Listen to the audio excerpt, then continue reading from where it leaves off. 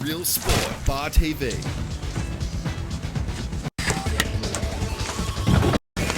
Come on, dive in. The future's here. It's right before your eyes.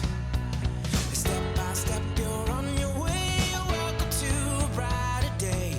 Don't you know it feels good to be alive? You could be larger than life, bigger than the world, living out the hopes and dreams of every boy and every girl. You could fly higher than the sky, shine brighter than the stars. You could have all you ever wanted, shoot the moon and reach for Mars. You know you could. Well, welcome everybody at home to Bar TV's coverage of the NDCA T20 final. Today we've got Hamwicks taking on Charlestown. It's the inexperienced Charlestown taking on the much vaunted Hamwicks. Both sides are in tremendous form coming into this. And with us up here in commentary, Murray Christie, to tell us all the facts about the match. G'day, Gareth. Well, I'm expecting a great contest. It's great to be part of finals fever. And as you've mentioned, youthful exuberance versus hard-headed, disciplined experience. I expect to be a great game. Yeah, it should be a great game out there. We had a look at the pitch a bit earlier on. A little bit grassy, Murray. A lot of grass cover, but it is hard as rock. And I expect the ball to do a little bit early, but should be great for batting thereafter. Yeah, definitely. We do love a pitch that's hard as a rock. We'll go back up to the commentary as we take a look at the players warming up for the action.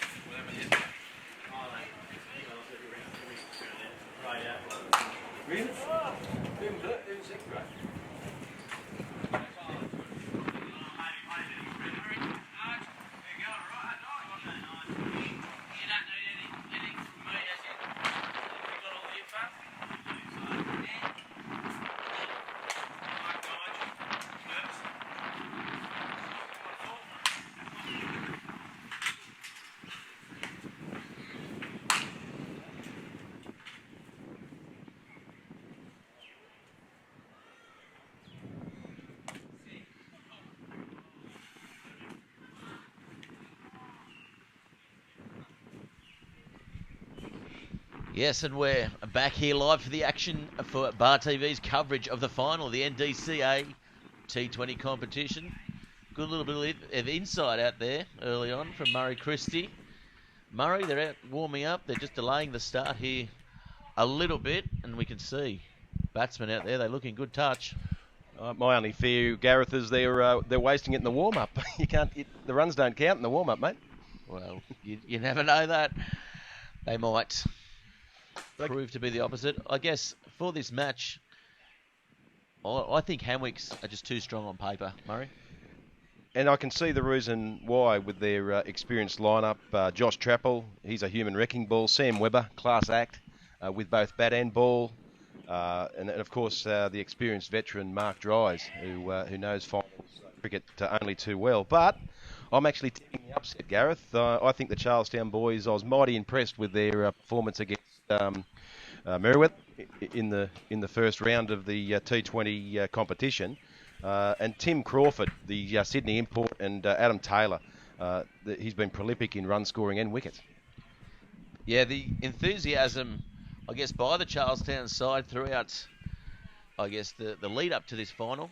We've seen plenty of these guys. They've scored big scores, haven't they? You know, Crawford, as you mentioned, Dane McCord as well, the captain. He's been in very good touch. How important is he leading by example in this match? Oh, you need your senior players to get through the tough. There'll be, with 120 balls of T20 cricket, every ball is a different contest, and you need the senior group to sort of guide you through. Yeah, well, seniors, there's no more senior than the Webber brothers out there, nursing a couple of minor injuries, I'm told. How's that going to affect the preparation? I guess they played for so long and they're so far into their cricket. Oh, very much so. And I had a look through the T20 rounds, and Sam Webber in 5 innings has scored 49, 36, 106, 32 not out, and 54. So, I mean, that tells you something, doesn't it? Sure does. It tells me he's got a few runs, and we saw him out there earlier on as the umpires now coming out towards the middle. As we mentioned, the Hamwicks have won the toss. They've elected to bat, and Charlestown will have to put on a good performance to keep them, I guess, probably around that 140 mark here in this final. And if they do, interestingly enough, that'll be the highest score that Charlestown have conceded in the T20 competition. Scores, the opposition have scored 117, 114, 90, 79 and 138. They've been quite miserly in their, they've been in the field. Yeah, well, you sound like you're reading out the bingo numbers there, Murray. And they've put on some pretty good scores. And I tell you what, they've probably been saying bingo at the end of their matches to get them into this T20 GF. I've hardly slept with all the research I've done, mate. I can tell by the bags under your eyes. But it's an absolutely fantastic day here at Number One Sports Ground. Of course, special thanks to the Commonwealth Bank and Kingsgrove Sport. Of course, you've had a bit to do with Kingsgrove over the time, Murray. Regular customer? Not anymore. Not anymore? Don't play. I thought you'd been roped into a couple of games. Yeah, but I tend not to buy too much new equipment anymore. Once the equipment's gone, I've got one strand of leather holding one glove together. And that's just your jockstrap, mate. Yeah. And I did buy a pair of trousers off Jody a couple of seasons back, and they're still going all right. He's doing himself a disservice there by selling you such good gear there at Kingsgrove Sports. And, of course, Commonwealth Bank, another great major partner here of this NDCA T20 fixture. Of course, all the organisers, Paul Marjorie Banks, integral in getting this competition up, and it's been great covering it in the twilight rounds. I think it's been fantastic. As we see the umpires out there, of course, the umpires, Pete Davis and Ross McKim, out there in the middle, surveying the deck. And you can see there, for the viewers at home, it is quite patchy with some green grass. As now the Charlestown side coming onto the field. Gee whiz, they look enthusiastic from the get-go, actually. Don't they? Yeah, they're in a bit of a jog trot and all that, not just lumbering out or anything like that. This is what I'm expecting to see from Charlestown, the enthusiasm. It will be interesting. I know Mark Dries, he's very keen. Had a good chat to him before the game.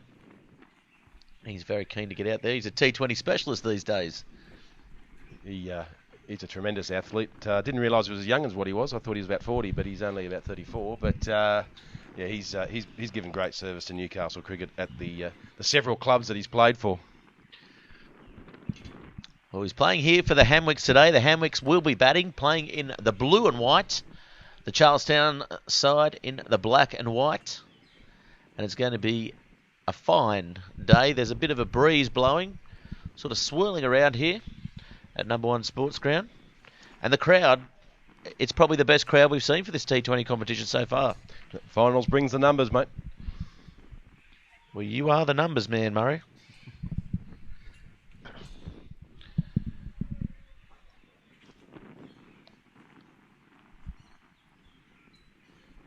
So we'll see Borkham on strike here, just dusting the track away. And I think you'll find it's Payne will open the bowling. Yeah, Aaron Payne it is up the far end. Going through his motions, going through his... rolling the arm over. And what you'll find with Charlestown is they're predominantly a medium pace attack that can do a little bit with the ball. So I expect the seamers will try and take full advantage of the hard seam, and then I'll come back with a few spinners. So they haven't got a third man, a bugbear for you as we go to the first ball here in the T20 final. And leaving that one. Yeah, this is an interesting field setting. We've got no fine leg, no third man, and a deep mid on and a deep mid off straight away. Now what that tells me is he's going to bowl a fairly full length, and I dare say probably just on or just outside off stump.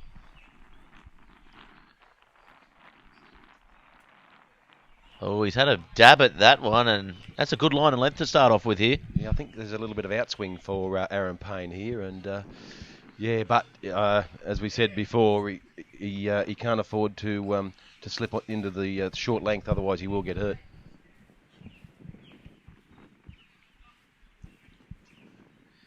So third ball of the over here. He stepped down the track and there's a fielder in place there, so not finding the gap. And well fielded, it came at him at a rate of knots.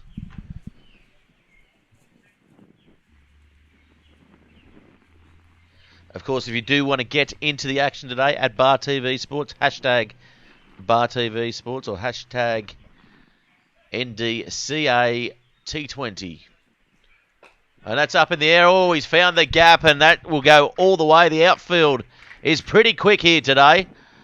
Oh, well fielded there, just keeping them to the 3 runs. So Charlestown, the enthusiasm. And they're away, the Hamwicks boys. We've received a tweet very early on from Darren Herbert, actually, a former Hamwicks and Waratah player, I might add. Hi, Mary. That's what he calls me. I'm listening to you right now. Make sure you mention Hamwicks' major sponsor on the front of their shirt. Well, if Go the Wicks. If we could read it from up here, we surely would. Yeah, sorry, Darren. I thank you for your tweet, though, but didn't bring the binoculars today. It is the Have a Wickham. look at the monitor. It is the Wickham. Great little pub to go to. Good little beer garden. I like the blues music they play there, Murray. And that's Sunday good afternoon? over. Sunday Arvo Blues, mate. Yeah. I'll get out there and do the hand jive. And then get across the road and buy something from Jody Whitehead's sports That's shop, right. Kingsgrove. That's all right. Good segue, Murray. For a bit of late night cricket. Oh, that's a there is a little bit of outswing there for him.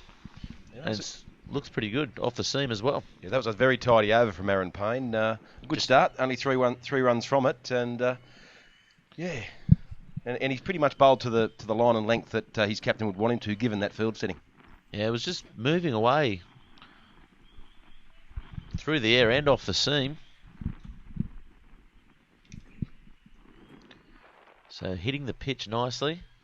As we mentioned, it's hard pitch, and we haven't really spoken about the outfield, but it does look nice and shaved here, doesn't it? Oh, indeed, looks an absolute picture. Unlike yourself. and you, Gareth, but no, it's in great nick, and I'm not expecting any uneven bounces or anything like that. And I think you'll get full value for your good shots.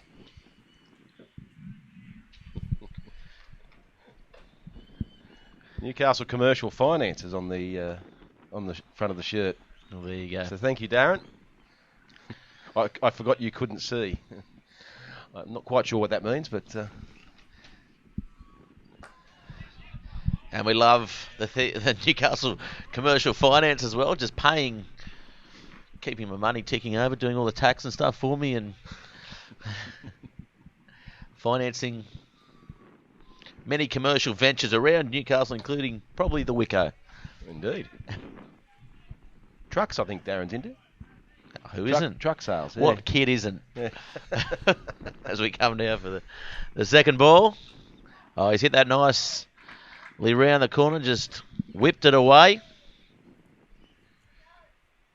Yeah, that's 4 runs. So first 4 of the day. well-placed shot, and having no fine leg there, that's certainly paid the price for that, Murray. Yeah, and I notice he's pushing the ball through fairly rapidly, and but as we said before, you're going to get full value for your shot. That's straight down the ground and straight back at the bowler.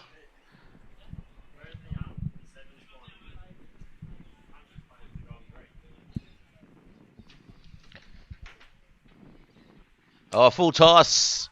Beats the fielder, but they will cut it off. And they'll get 2 runs for it, so this is a better over here for the Hamwicks. Yeah, I guess it's better with the field that's set. Again, we've got a bloke in the deep and a deep cover. It's better to be full than short. Oh, he's going up for it.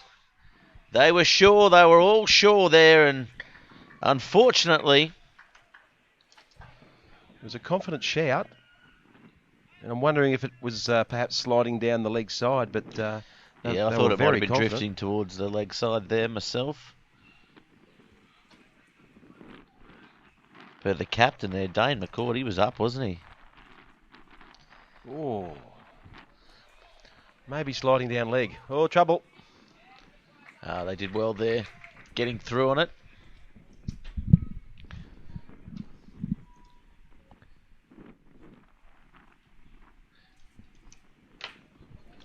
So none for 9 the score. After 2 overs, Hamilton Wickham, none for 11. None for 11 the score.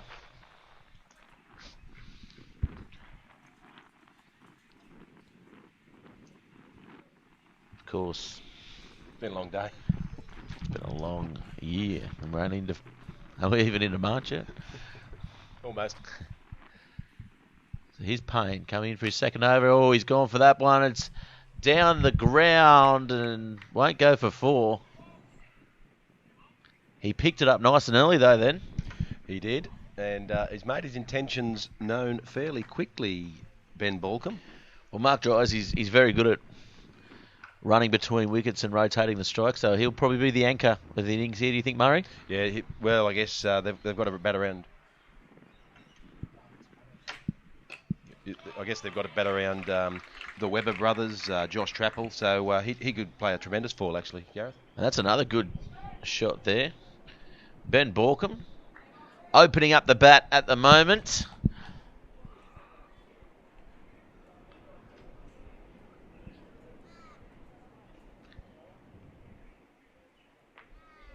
So just moving the fielder around there.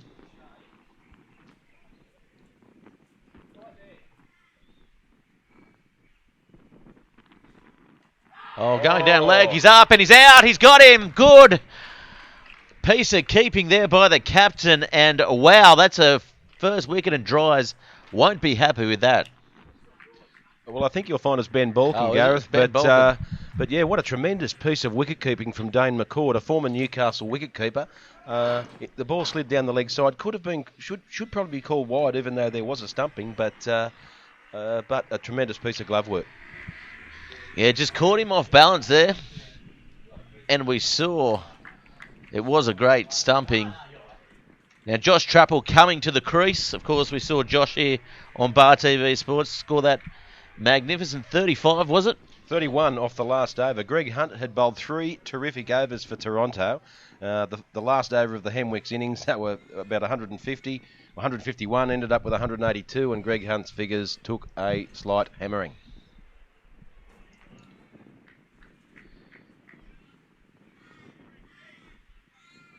So, Trappel facing his first ball here. Oh, they've gone up again. They're so enthusiastic in the field, this Charlestown side. I'd say that was a little bit ambitious. Very Josh ambitious. Trappel had gone a long way down and could have even got a little bit of timber before it hit the pad. Well, he's in very good form at the moment. Hasn't had a shave since Christmas, I'm told.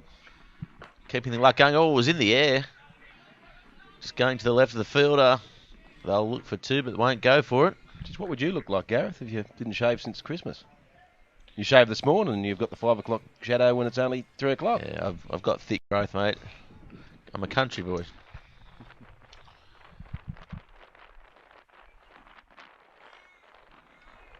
I wax my chest once a week. Not the only thing you wax too, from what I'm told, mate.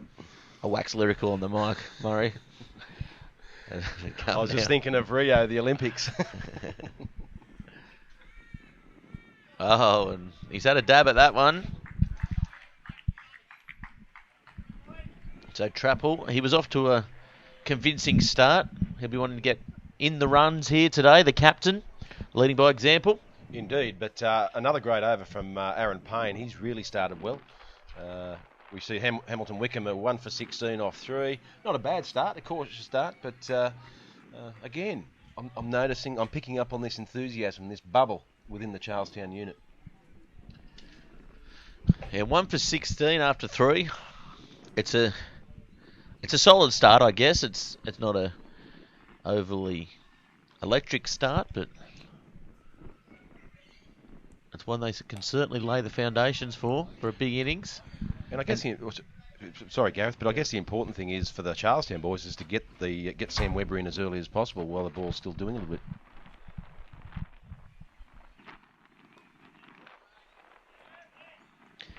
Very good defensively, isn't he, Trapple, as well? He's pretty solid, mate.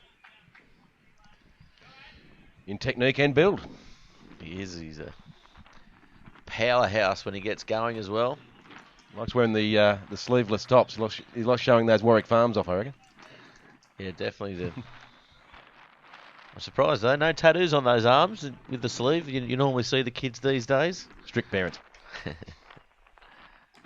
Oh, he's played that to the onside. It was in the air for a little bit. Dries will get a chance here. He hasn't seen too much of the ball so far, Dries. No, it was pretty much all Ben Balcombe before he was dismissed, and I'd be surprised if he faced any more than 5 balls, actually.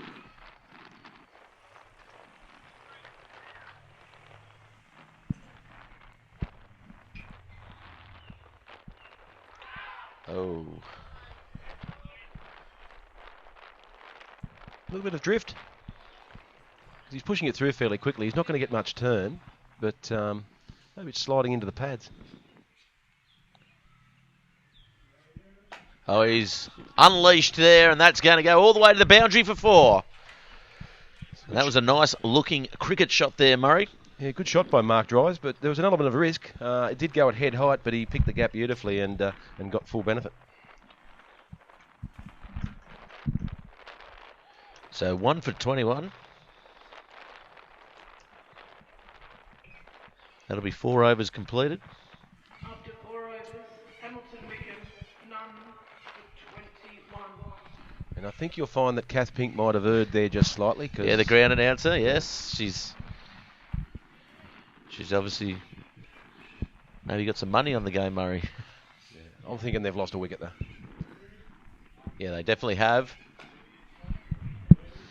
But the ground announcer doing a great job here today, as all the volunteers. Not like us. Hey. This is Payne. Interestingly enough, Gareth, this is Payne's 3rd over. So the question is he going to bowl him out his 4 overs? I think he'll bowl 3 and keep him till the end there, maybe. I think that's what they've done throughout this T20 series. I'd be surprised if they change a winning formula. Indeed. But I have been fooled before.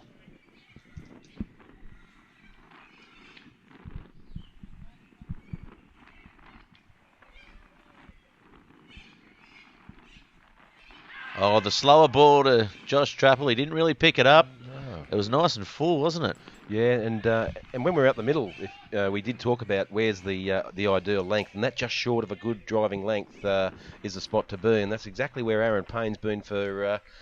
Well, we're into about his 15th ball, and I reckon 13 of them been spot on the money.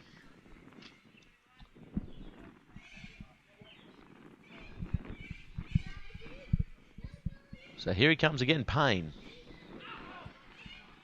Just fooling him there with a bit of variation, I think, through the air. And that's very important.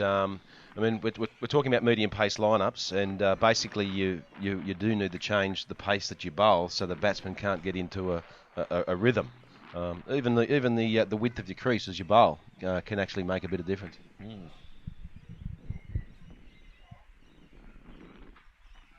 Stepping down the wicket there, and well fielded there by the Charlestown player. Yeah, nice piece of fielding. He picked it up early and pounced on it. I think you'll find, what have we got? 2 balls left in this over. And no runs scored at this point in time. And this is great while the power play's going. Yeah, well, here's Trapple here. He's getting itchy. Oh, he puts his bat out and they go up. The wicket keeper, the captain, McCourt, he was the only one that wasn't excited about the chance. I think it's fallen just short. It may have even just brushed the pad as well, but that's an outstanding over from Aaron Payne. That's a maiden. We're into over number. We've just had over number 5, and at 1 for 21. They're entitled to be happy with that start. Yeah, definitely good start. They're having a chat out there in the middle. They won't be too, I guess, intimidated by this Charlestown bowling attack, but they are getting tied down a little here. And here we see Path Shah Hamilton Wickham 1 for 21. warming up or stepping out his mark. The Shah man. The Shah man, he bowls a very nagging length, and he won't give too much away either. The nagging length, or better known as the annoying wife, Murray.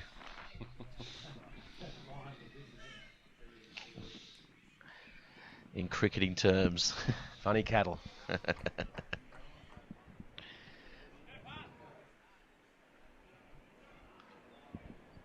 So here's Shah for his first ball of his spell. Oh, has a dab at it, finds the gap, and it's going to run all the way for 4.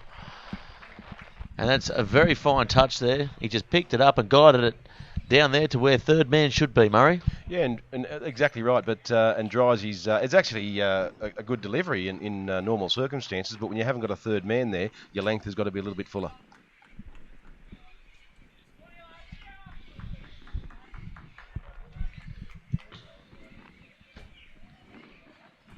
So here's Dries, starting to move along on the scoreboard here.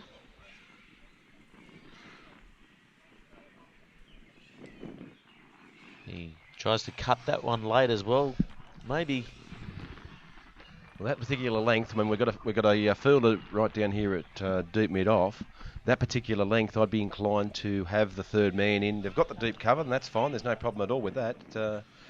It's just a little bit of a risk factor there, mate. I'd just be closing my eyes and going for cow corner.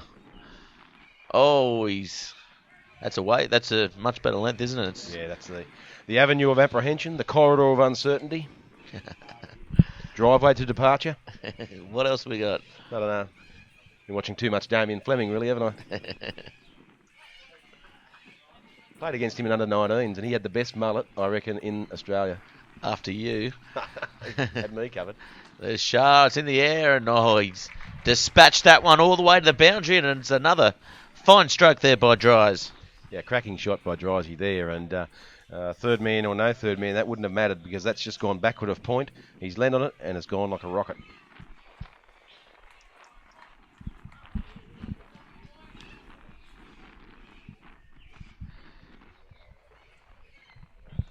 As we can see, the outfield's very quick here. Number 1 sports ground. Oh, he's gone for that one. Found plenty of open space out there. Swiveled off the foot, and wow, that's starting to open up here for Dries.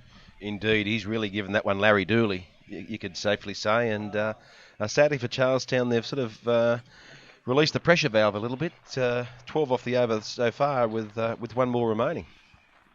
Yeah, 4 runs again, so Dries, he's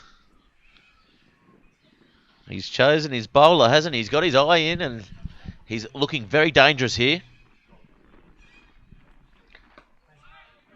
The slower ball there.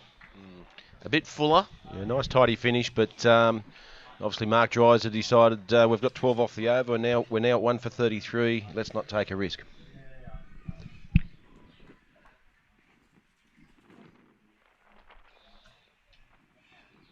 should have, in that situation, Murray, would you have gone for it or? Same as Drysy. There's plenty of batsmen gone to the well once too many times, and it's all ended in tears. Oh well. 133. You were his mentor, weren't you? Who? Drysy? A couple of rep tours away together. He was the young kid. No, we never played for Newcastle together. We were away at Dubbo at the Country Cup once, and he even gave me a touch-up on the pool table. Playing pool. Kelly Pool. Yeah, I was just waiting. I just thought Was I'd it get in Kelly- early, Gareth. Was it Kelly Pool? Just the normal stuff. Are they with the small numbers? That's it, mate. Yeah. Josh Trapple now facing up.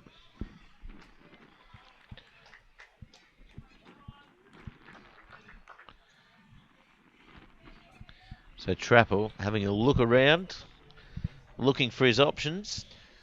The power play is over. So we've now got 1, 2, 3, 4 players out in the deep now. 5. Correction, yeah, 5. You're just missing the man behind the side screen. To our right here, Yeah, indeed. from our vantage point. So that's what's known as an in and out field. So they're trying to sort of save a few runs, but they've acknowledged that this wicket's pretty good, and possibly in their head got come up with what they consider a par score. Well, he's found the gap there, but the third man will easily cut that one off.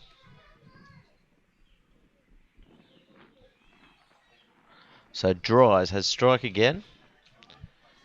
We saw him open up towards the end of that power play. Do you think he's going to keep the same positivity going here, Murray? I'd say so. I noticed at the non-strikers, and Josh Trapple did sort of indicate that the ball is perhaps seaming away from the right-handers. So I noticed that that Josh Trapple has been a little circumspect, and perhaps Mark Dries will be the one to take the risks. Oh, he steps down the pitch there, and yes, he is. There's a man out there, though. So Josh Trapple's obviously said, I'm the anchor. You go for it. And so far, the plan's actually worked okay. Speaking of anchors, maybe he does wear the singlets. Maybe an anchor tattoo for Josh Trapple on that arm. Look like Popeye. Well, he has got the laugh, hasn't he? He's strong to the finish as well. Yeah, that's right. Bit of spinach. Yeah, because he eats his spinach, yeah. Well, we picked up a couple there.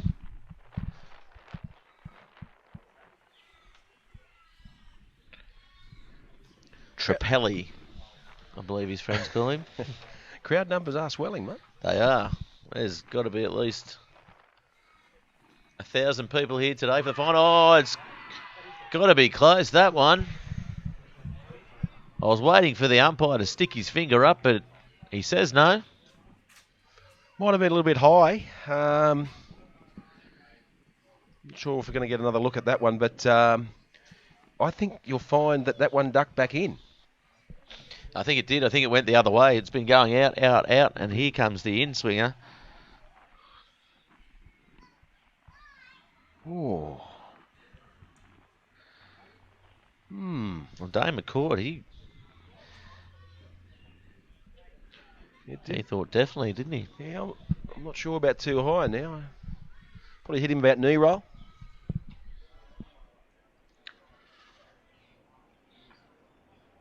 $2.50, aren't they? Knee rolls from the canteen here at Number One Sports Ground. Of course, your egg rolls, your ham rolls. Oh, that's not the best looking delivery. It was very short. Probably could have done a bit more with that, the batsman. Oh, they're going to go again. They're pushing through.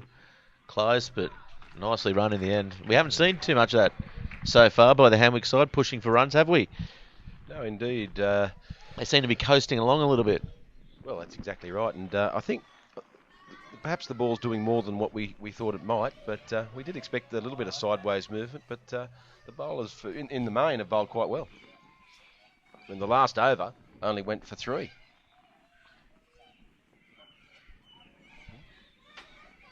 There was the four drives. Hit the four, didn't he? That was before that. There's been so many, Murray.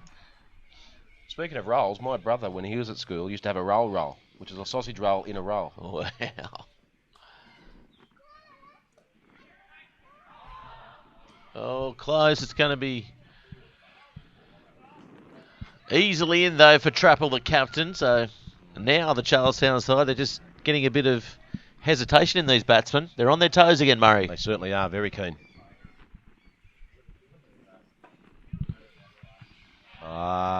Good fielding from the bowler. Yes, off his own work. He scrambled, he struggled, and he got there in the end. So coming in again. Oh, he's put that in the air, but it's going to fall short of the fielder.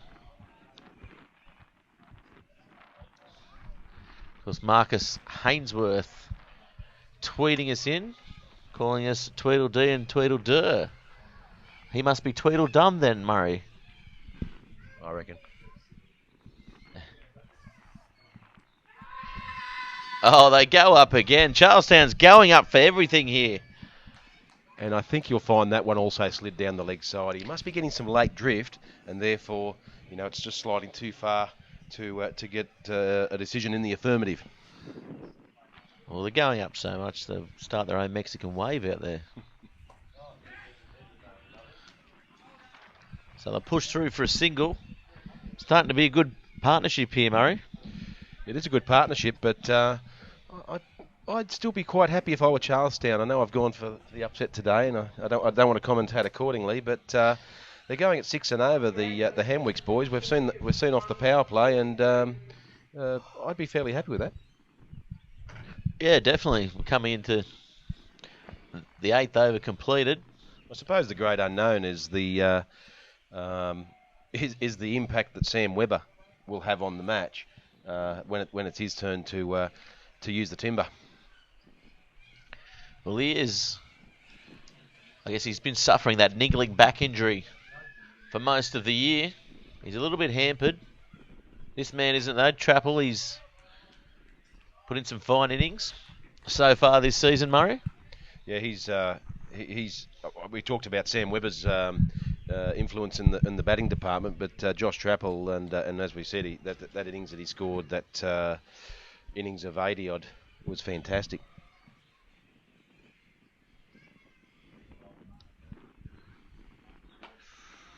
And this is a good length here. Very nagging length, not quite drivable, and not too short. Like a Saab, is it? Yeah. Not quite drivable. Which is just as well because he has nobody deep. He's got 2 straight, a deep extra cover, a third man and a fine leg. So intentions are fairly clearly known. Oh, fielder there, he hit that hard. Not able to find the gap here, Trapple. They might cause him to play a panic shot soon. Slight indication of some frustration there after he played the shot. I mean, he hit the ball well, but he hit it straight to a fielder.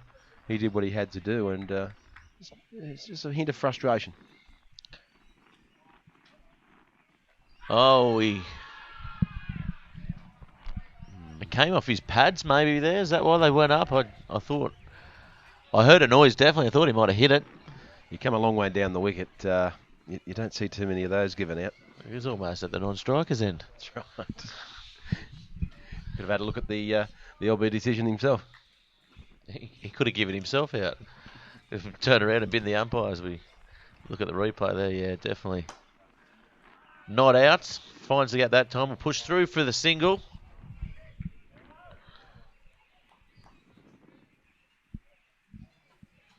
Good full length, accurate bowling. Just a lovely breeze up here, Gareth. It's beautiful, isn't it? Blazing on a sunny afternoon.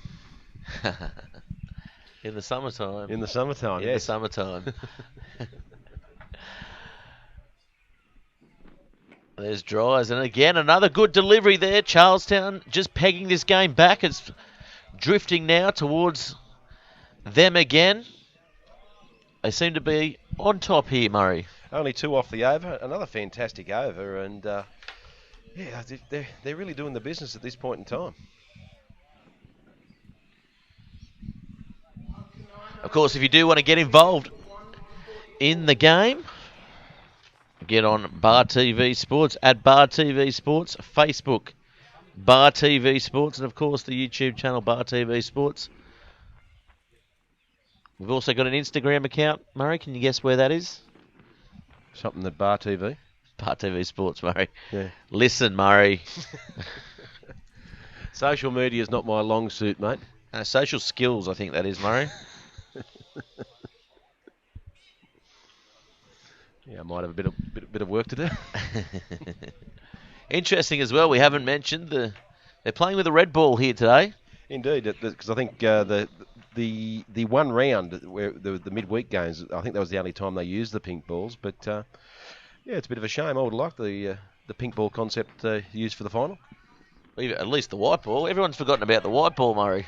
White ball, smite ball. It's old hat. It's like whites in one day cricket. Oh, he steps back off the back foot, finds a gap. It might not get there. It's going to be close and well filled. Ooh, the juggle. Yeah, he nearly made a dog's breakfast of that, but got away with it. 2 runs scored.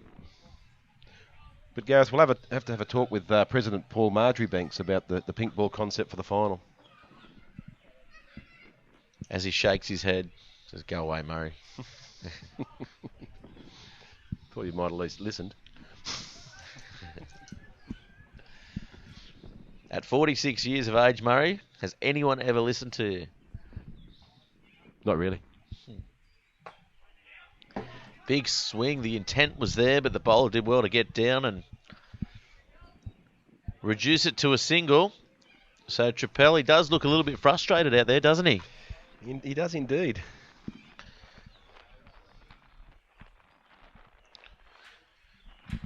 Leaning on his bat.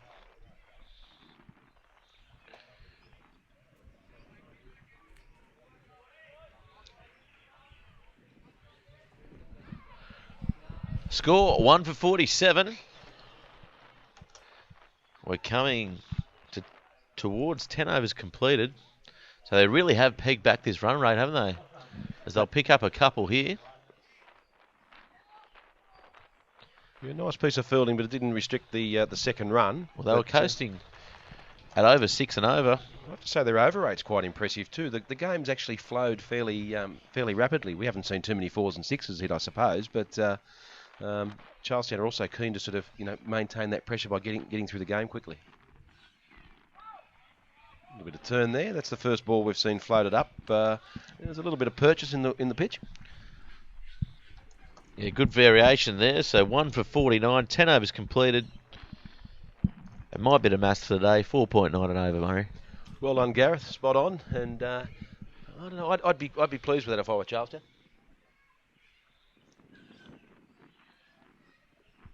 Of course, if you are listening in, get involved in the game at Bar TV Sports on Twitter. Hashtag Bar TV Sports. Hashtag NDCA T20.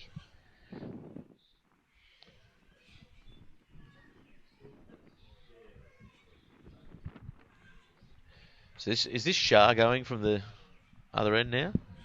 I can't quite see all the way up there. Yes, you are correct, my friend. The Shah man. And they've got a third man. Depending on what length he's going to bowl, though, Gareth, I don't know if I'd be inclined to have the deep cover around, perhaps to a deep point. Well, they're bringing up fine leg as well. They would need to, because you have to have 4 inside the 30-metre circle.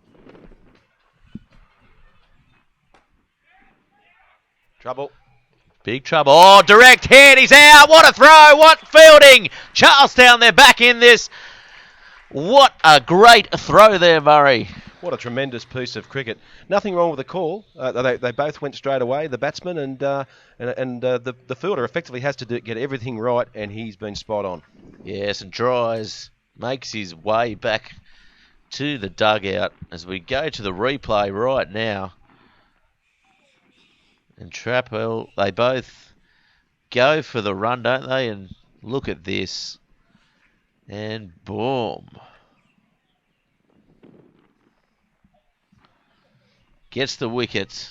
Nice. Nice work. Poetry in motion, Murray. There's nothing better than that. Fantastic piece of fielding. That's what finals are all about. They talk about catches winning matches. Well, run-outs are pretty much the same. Well, it's 2 for 49 now.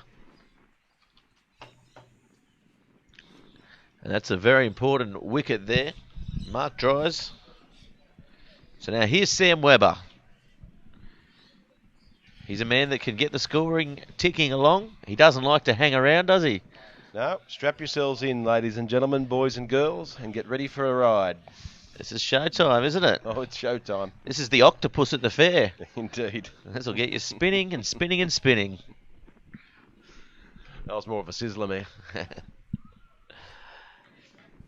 Always got giddy, though. No, you're talking about the bread, mate.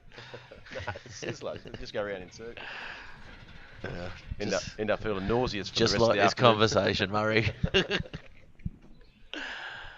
Murray, the Sizzler Christie. Although I did like the fried bed at the Sizzler restaurant, I must say. Oh, I was one of nothing better. I was one of those people where they started to turn the air conditioning up so it was icy cold, so you got the incentive to leave. The all you Did can they eat- do that, did they? The all-you-can-eat salad bar. It used to be back the truck up night. They didn't realise that the electricity bill would be the thing that sent them bankrupt, though. That's good economics shown by Sizzler, and good economics here shown by Charlestown. And They've really stifled this run rate here for the Hamwicks. well, so far the end change for Path Shah's worked a treat as well.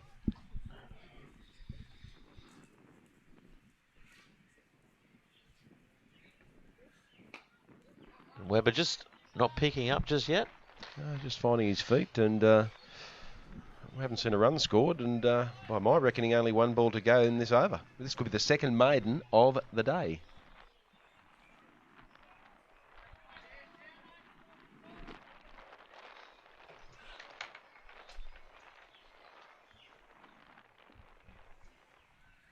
So coming in against Shah, and Webber, he goes for it this time. Finding clear ground. Didn't get everything on it. That's a fantastic piece of fielding too, out in the deep, restricting them to only one run. So here's Trapple. And these two players a couple of years ago put on almost a 200-run partnership. Can they get it going here for the Hamwicks side? It's 2 for 50. Interesting stage of the match, in my opinion. You can feel the tension out there, can't you? Oh, you can smell it. You smell it a mile off. That's the kebab shop at Marketown, Murray. You can smell. I smelt worse. It's 2 for 50. Very good over there by Shah. Good change as well by the captain, Dane McCourt. Yeah, I have to say he hasn't done a lot wrong at this point in time, in terms of his the decisions that he's made. Quite impressive. So they're probably looking at a projected score of about 130, 140 at the moment, Murray, would you say? In the normal circumstances, you'd say yes. At this stage of the game, you'd be happy with 130, but I guess that Sam Webber, Josh Trapple factor, like who knows?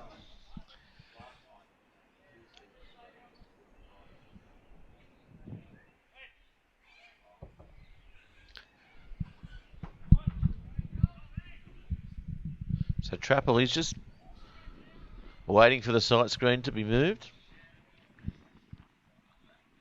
So what this means is that the bowler's going to be alternating to the left-hand, right-hand by bowling around over and around the wicket. So thankfully, there'll be a Hamilton Wickham batsman waiting to go in that'll be pushing that sight screen.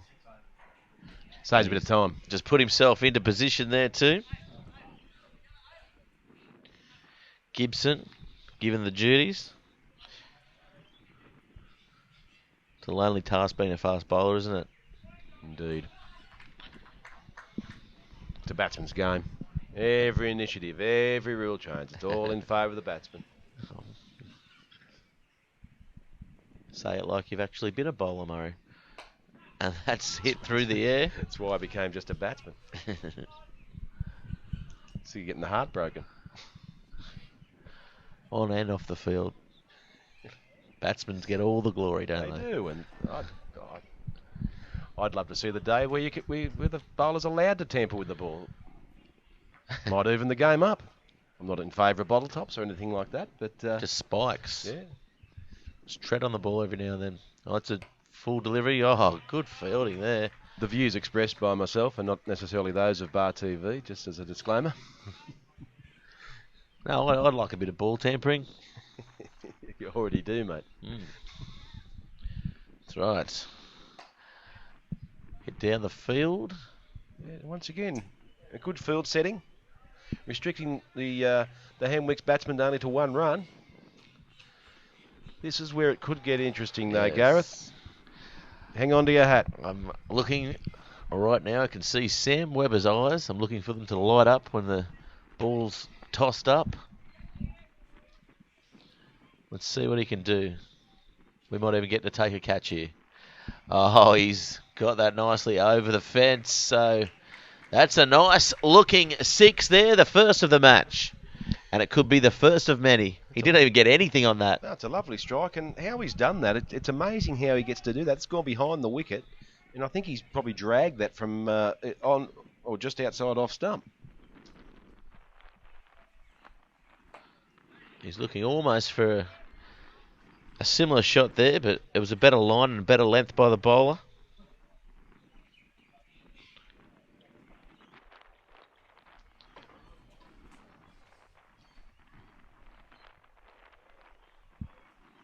Full toss, not dispatched. So Webber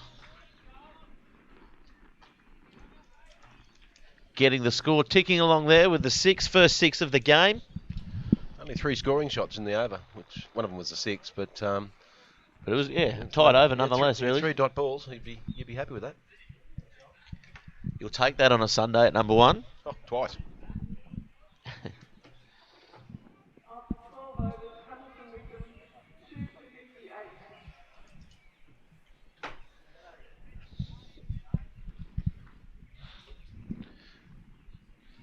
So just needing a new bat there, Webber, as well. He's worn the other one out already.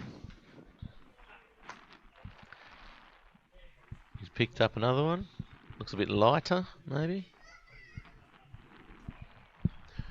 I wonder if he's got kaboom written on his bat. He's got kaboom written on his arms. It's tattooed. And Trappel gets a nice shot past the fielder. They'll pick up a couple if they run hard. Yeah, nicely run there by the Hamwicks. Better stuff, more positive by the team in blue.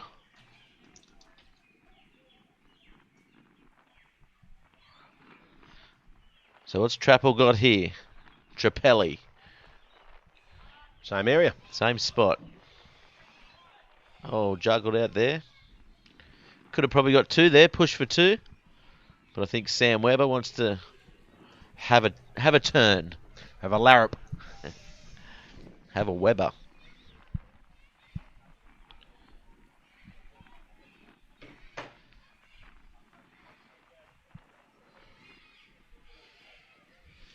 So he just has a look around, assessing where everything is, where he's going to hit, but it doesn't matter if he hits it over the fence.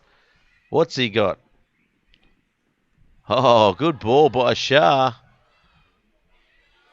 And equally good behind the stumps as well. Yeah, it's not easy as a wicketkeeper keeping up the stumps with a right-arm bowler and left-handed batsman. He's taken that fantastically. I'm fairly confident that Sam Webber's foot was firmly planted back in the crease, but great work all the same. He's having a good chat too to McCord, isn't he, Webber? Just letting him know that See how far I can hit this. you better catch this one. See that lady sign on the open-aired toilet. Oh, good ball. Just good variation there by Shah. Good maturity shown in his bowling. Because it's quite easy to become a little bit daunted by the fact that you're bowling at Sam Webber, and all of a sudden you try that little bit harder, continue to bowl quicker, and all of a sudden he puts you into next week. With that particular ball, Path Shah's held the ball up. Good thinking. So here's Trappel. Oh, he's gone for that one, and save your legs, Josh Trapple, because that is well over the fence, and that's as big a six as we've seen in this whole T20 competition. That's a good size strike. That's gone over the roof of the council amenities there, and yeah, that's got to be 70, 80 metres. It's almost gone to Marketown and brought back kebab you could smell earlier on, Murray. Indeed. Yeah, maybe even 90 metres. Yeah, good strike. Big shot, wasn't it? So, we've seen it before. Trapple, he's another one that can hit the ball well over the fence. I mean, you were there for that innings that he took that 31 off that last over. I mean, that was really something else.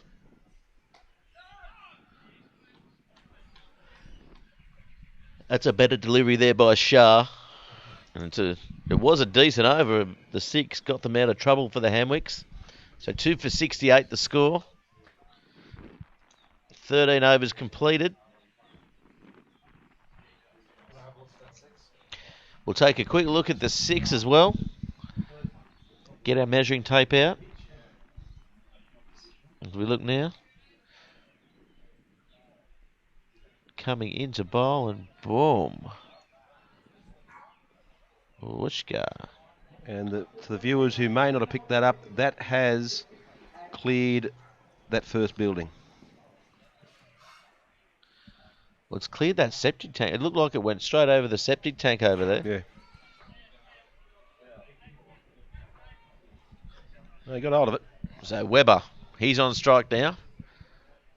Might even become a little competition between these two batsmen to see who can clear the fence the most. Who can hit the biggest Zach? Sam Weber very competitive. Oh, slow ball there, and that has been dealt with accordingly. Another six, so they're lining up and delivering here, the Hamwicks. Yeah, he dropped the ball a little bit short there, and paid the ultimate price, the maximum.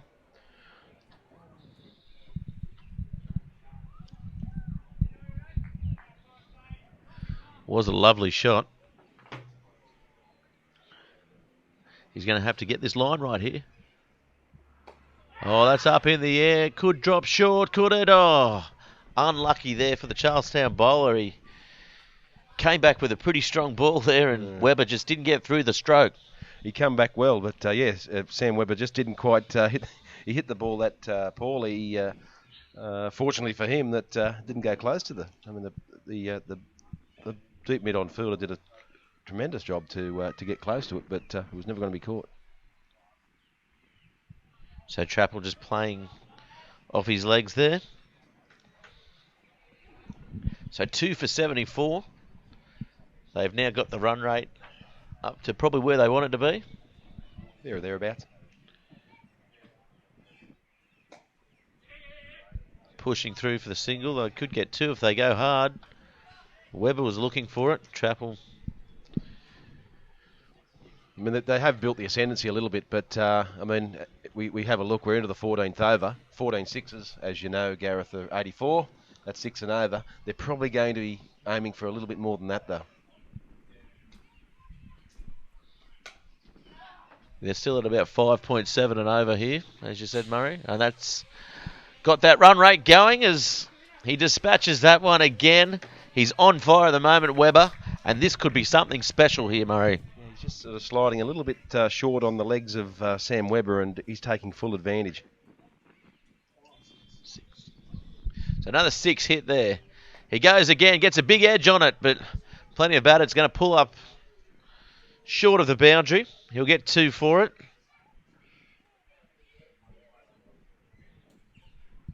And there's a bit of excitement down there in the dugout for the Hamwicks as well, in the Commonwealth Bank tent. Of course, Commonwealth Bank, Kingsgrove Sports, major sponsors.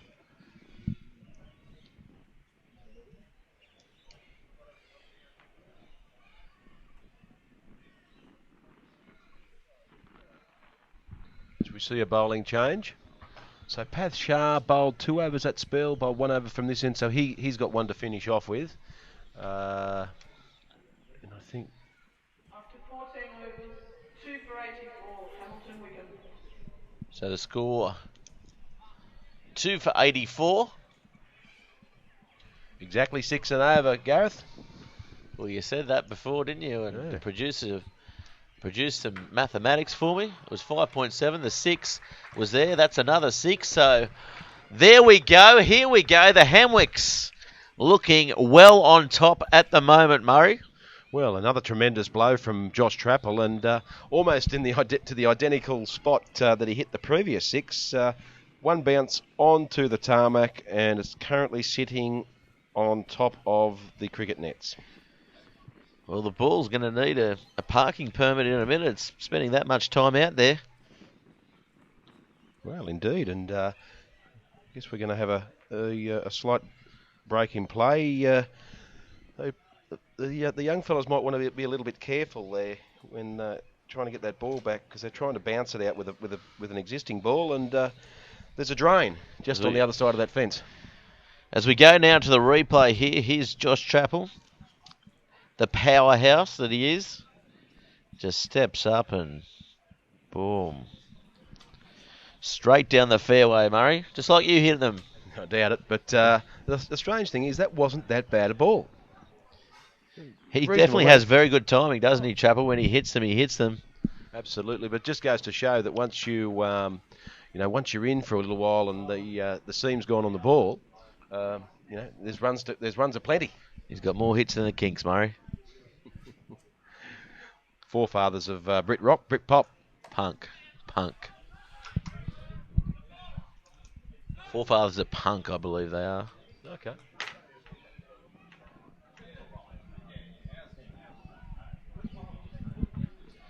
So, Sam Webber facing up now.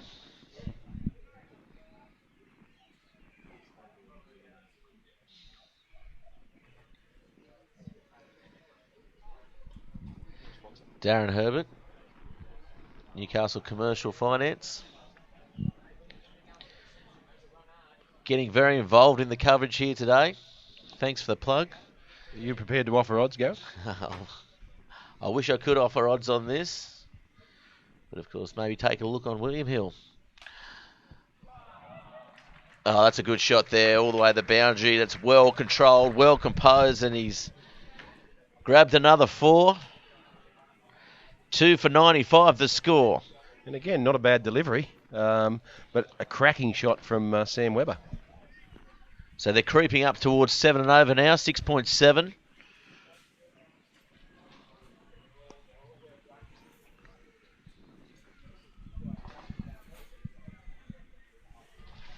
So what's Webber got here? Both guns loaded, mate. Yeah, they're covering the offside.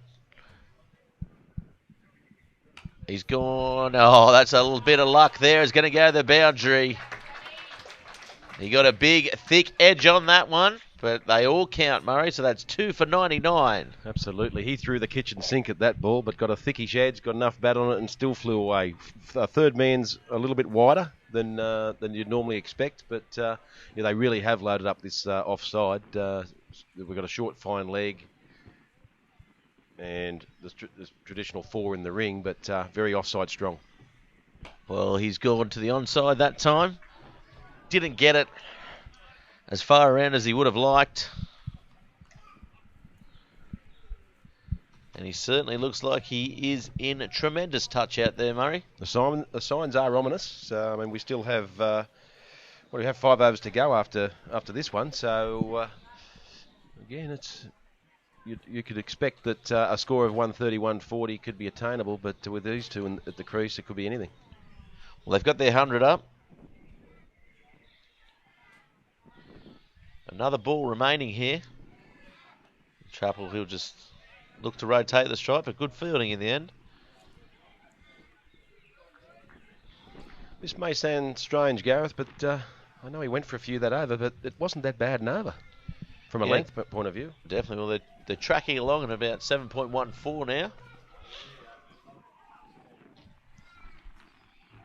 You just thought that up in your head. I've got a very good producer next to me, Murray. You know, I'm a bit dyslexic when it comes to maths. My 19s turn into 91s. So 2 for 100 here. Charlestown, there's 5 overs yet to come. What can they do? They need to get a couple of wickets here because wickets in hand, this Hamwicks side, they've got batting all the way down the order.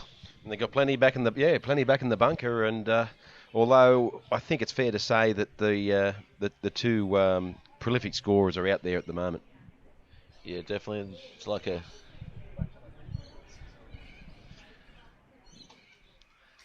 So we look at the replay here of the 6 before, and look at that. He just doesn't take his eye off the ball, and boom. Whooshka. And it's Sam Webber was looking for the whooshka then. And Aaron Payne back with the ball. Last over. His last over. Yes, it is his last over. So trying to do something here, trying to get a wicket. I think it's good attacking skill set here by the Charlestown side. Getting Payne back on. Oh, he's gone for that. Nice ball there. So just trying to dry up the runs here and maybe get a little sneaky chance. His first 3 overs were fantastic, so interesting to see how Payne finishes off here.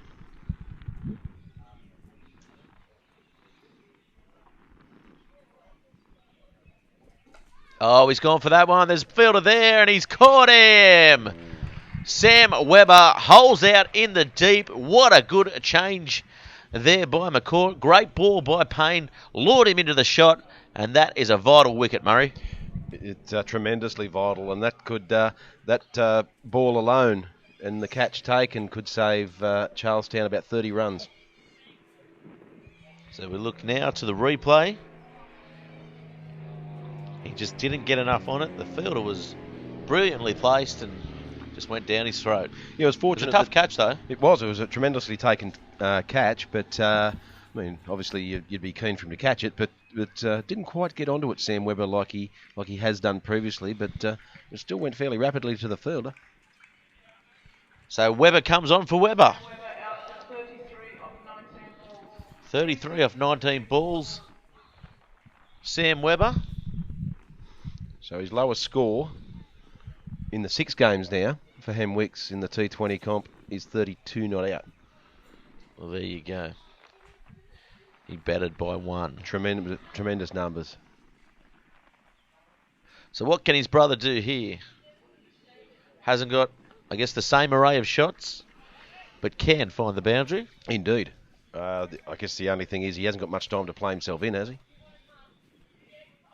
Oh, he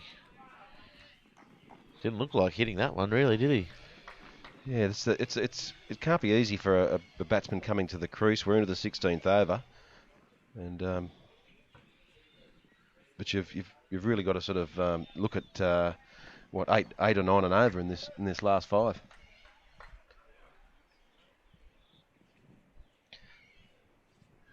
Webber goes for it. Oh, he's caught him. What a good catch.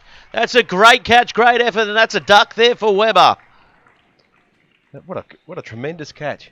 Just running back with a point, half a dive, and I tell you what, this has been a massive over from Aaron Payne. He's bowled really well all day, but this could be a turning point. 2 quick wickets. Wow, and all the way to the Commonwealth Bank bunker. I'm going to mark an asterisk against this over because this could be a turning point. This is a vital over here. As we look there at the replay, it was good. It just hung up in the air a little bit longer. And as you said, he got backward of point. He took a few steps and swallowed it. We've seen four balls bowled this over. So far, 2 for none. So Hanlon's in now again. Hanlon, no slouch with a bat either. But as you said, he's got no time to get his eye in. And 130 now, looking about par. And realistically, what they need to do is continue to feed Josh Trappel the strike. They've just got to get up the other end at this point of the innings. So here's Payne. What can he do? Coming into bowl.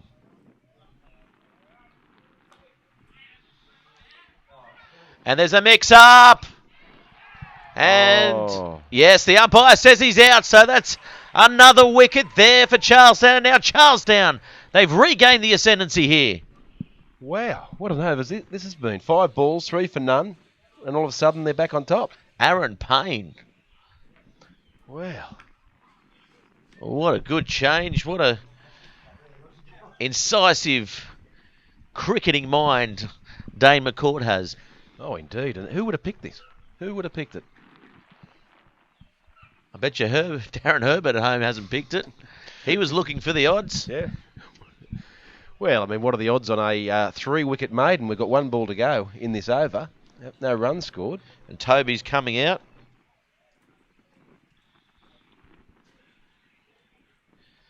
So what's Toby got?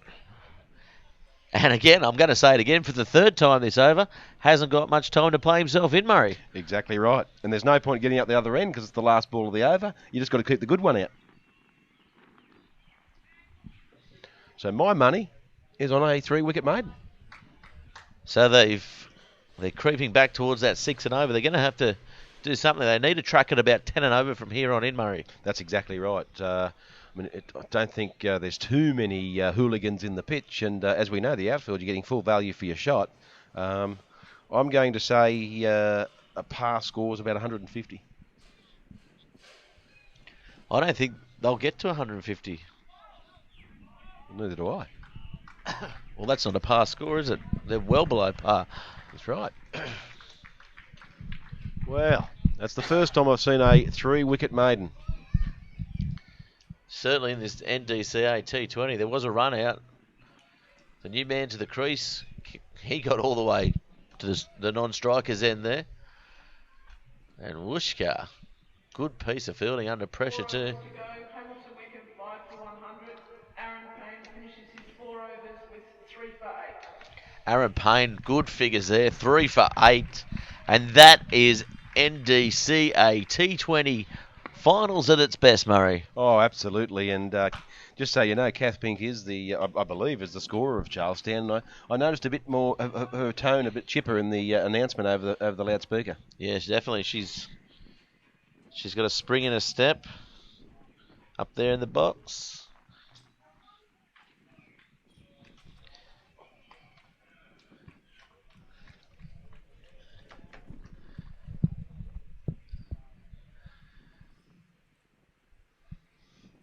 So here's Josh Trappel.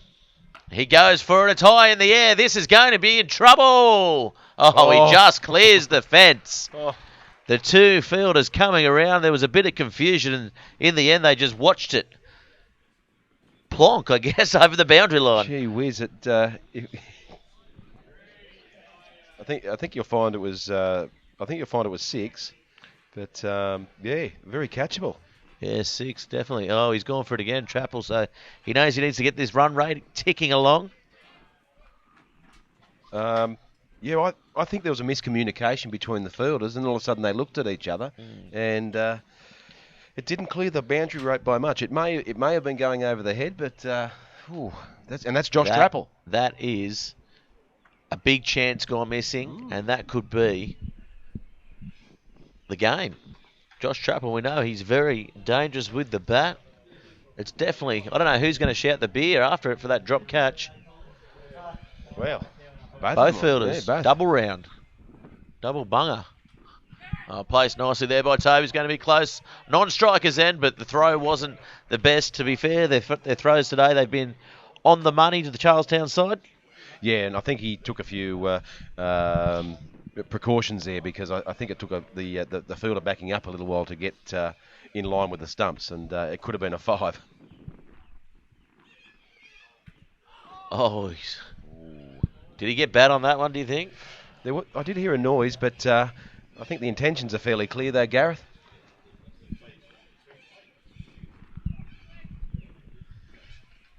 Yeah, he's definitely looking to go for it here, Trappel. 5 wickets in hand.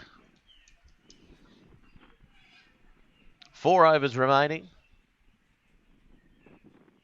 Gone for it there, Trappel, and again, that's his sweet spot.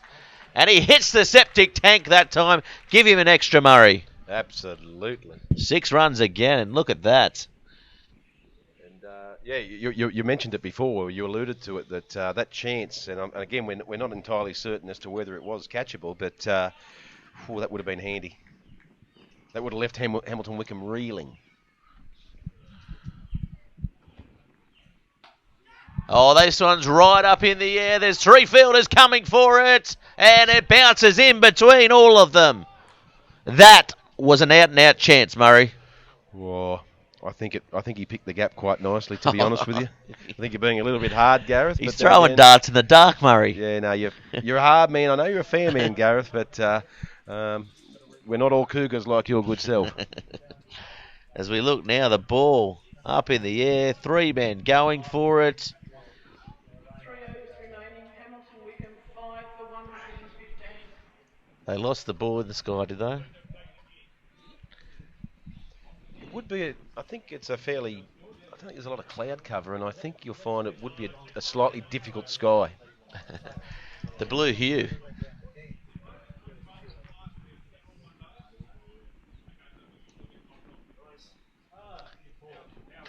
So we look here.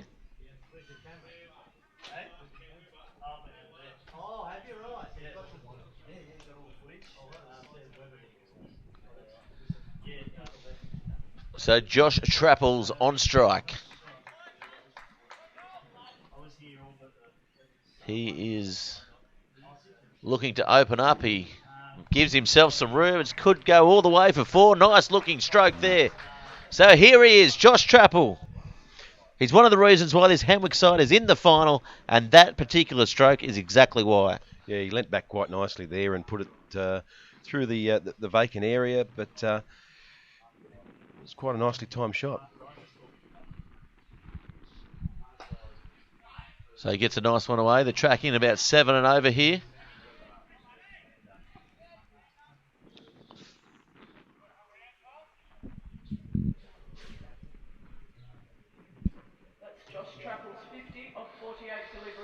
So 50 off 48 deliveries there for Trapple. Trapelli. The bearded dragon. 2 guns Trapple. So many monikers for him, Murray. And he's hit the ball quite nicely, hasn't he? And he's hit the ball to all parts of the ground. And we see that Sam Webber, 33 off 19. Josh Trapple, 50 off 48. Again, they've been the run scorers for Hamwicks. Yeah, he's definitely had a composed innings as well. He hasn't tried to hit the cover off everything. Some well-placed shots too. They make a couple of adjustments.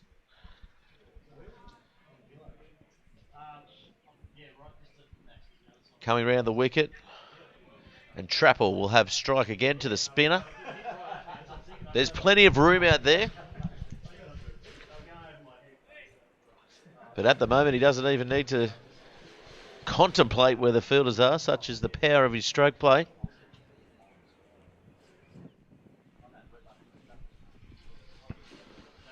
A slight sight screen adjustment, but I think you'll find that Josh Trapple will be looking to attack. And if I had to have a wager on where he's going to put it, I'm thinking over deep mid-on. I think you could be pretty well right, because that's his spot, isn't it? We might need to move our cars, Murray. Yeah, mine's in line with where I think he's going to hit it. Making me a little bit jittery. Well, he's not jittery out there himself. Oh, that's great fielding there by Charlestown. Close, but a no cigar for the fielder, putting pressure on the batsman, though, and Toby scampered back in like a jackrabbit. Good piece of fielding. And a good piece of bowling, and Trapple, the frustration there of not getting a run. There's a slight cry of anguish, and for good reason, because there's nobody out there in the deep at point. And could have been a run gone begging. Could have been 4. Oh, slower, toss that one up. They'll just get the single. Good variation there. And this has been a good over thus far.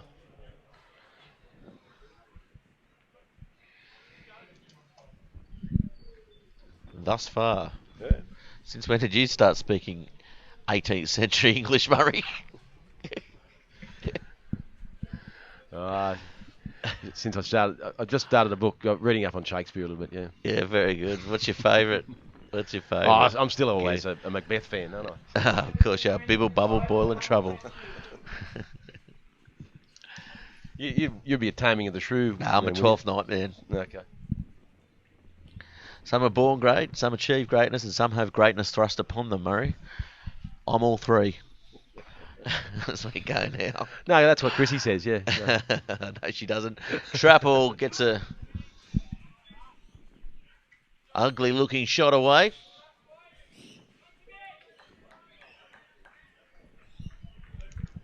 So he's just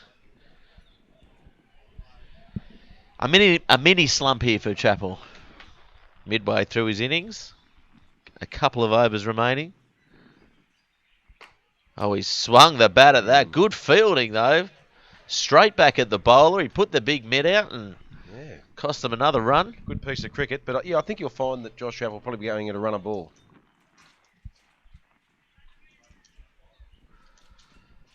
Well, they're tracking at that at the moment. Upwards of about close to 7. And Toby's getting through there. He was looking for 2. Trapple saunters back to the non-striker's end. Very tidy over so far, thus far. The important thing is for Charlestown is to try and keep Toby on strike for the remainder of the over. Easier said than done. Well, he's done pretty well so far of just getting himself off the strike, giving it back to Trapple. And that's the important thing. That's what he has to do. And there's plenty of room on the onside, and they dig it right into his pads, and it was going to be close, but he was in by a fair distance in the end there. Yeah, I'm not sure what really happened there, because I thought the run-out chance was on, but I think there's a bit of a slight fumble, which meant the bails couldn't be dislodged quick enough. So here's Trapple.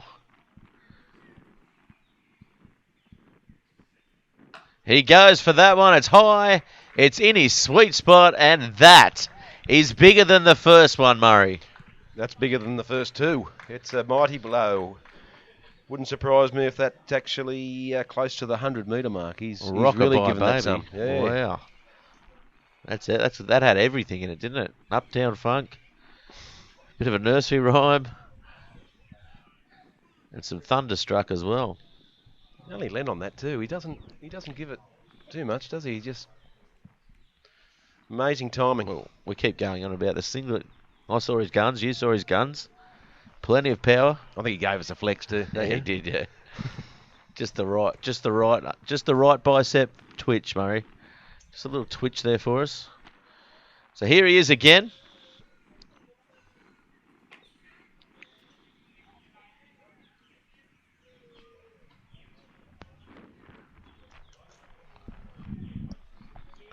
So that's an over. 5 for 130.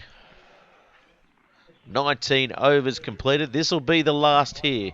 So what do you reckon, Gareth? 6 balls? If they can get 10 off this will be a good over, I think. They've been pretty tight. 140, 7 and over. Yeah, I think 140 was par on this track. Yeah, you said 150. 1 over remaining. Hamilton, Wickham. 5 for 131. 5 for 131. And we finish with an off spinner. Why not? Well,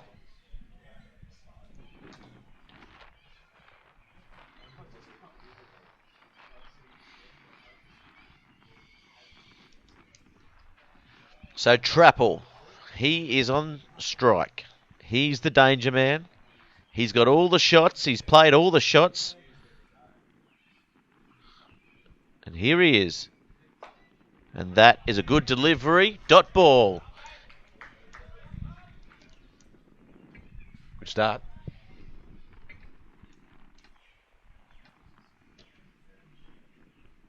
Second delivery. On the full, and they're going to push for 2, are they? Yes, they are. There's wickets in hand. He's going to get there. No, he's not. It's out. So really pushing for that run. Trapper wants the strike. Understandably. Yeah, he can't be blamed for that. Toby's unselfishly taken one for the team there, but Charlestown had to do all the right things, and they've perfected the run out with consummate ease. But sometimes I've seen that go ugly. As we look at the replay here, steps down. He just didn't get hold of that, did he? More the splice of the bat. Look there, well out of his crease, and that is as easy as you like. So here comes Dwyer. He'll be forced to play just a cameo here. Liam Dwyer. Played a lot of cricket against his old man, Adam. And that's a good, well tossed up ball. They'll go for two here. They're going to throw to the non-striker's end. It's going to be close. He's out. Is he out? No, he's in. The umpire shakes his head, and he is in. Josh Trappel, what good running. He's got it all. He's got all the skills, even the running, Murray. Absolutely, and I thought he was gone for all money, but the umpire is adjudicated. He's in a far better position than what you and I are, Gareth, but tell you what, he's done well to get back in his crease. Well, I thought I'd never see Josh Trappel dive ever. I didn't know he had the dive in him. We're full of surprises. As you mentioned before, it is the Rio Olympics year. That's almost a 10 from the Russian judge. They're hard markers, you know.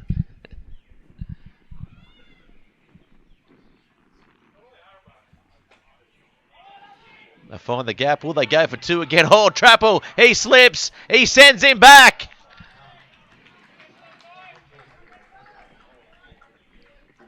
So now Dwyer, what can he do? Has he got a big one in him? It's been a great This last is over. a great last over for the Charlestown side. You mentioned before, young, enthusiastic. And they really haven't let themselves down again today, I have to say. 6.8 and over. Steps down the wicket, winds up. So Trappel will have the last delivery of the day. What's he got, Murray? Has he got six? It's 6 for 134. Yeah, he's, well, to get to your pass score of 140, it's got to be a maximum. And, yeah, he bowled really, really well this last over. And he goes for it. It's high. There's a fielder coming around, cutting it off. They're going to go for the wicket. Yes, and he's given him. So Josh Trappel not even turning to look there. Good innings by him. Good innings by Sam Webber. The final score for the Hamwicks first innings there for the T20, 7 for 135. And a good finish by the Charlestown side. I mean, after 15 overs and Sam Webber and Josh Trappel at the crease, they were 2 for 100. And all of a sudden, in that last 5 overs, only conceding 7 and over. That's mighty impressive. Yeah, definitely. And this is going to be a tough run chase. We haven't seen too many sides chase down a score of over 130. But Jed Dixon and Tim Crawford, you know, they're two batsmen that are on absolute fire in this T20 format. Well, that Tim Crawford's played 2 games and scored over 50 on both occasions, and he's been ultra impressive. But they will need to be, because we've got Sam Webber and Andy Marr to start with Hamwicks. They're going to put a lot of pressure on the Charlestown batting unit. We're just going to take a quick break now. It is Bar TV's coverage of the NDCA T20 final, brought to you by the Commonwealth Bank and, of course, Kingsgrove Sports. Thanks for joining in for the Hamwicks innings. 7 for 137 is the final score. Charlestown will be coming into bat to chase that down, according to Murray Christie. I've got my money on Hamwicks. We'll see you when we come back.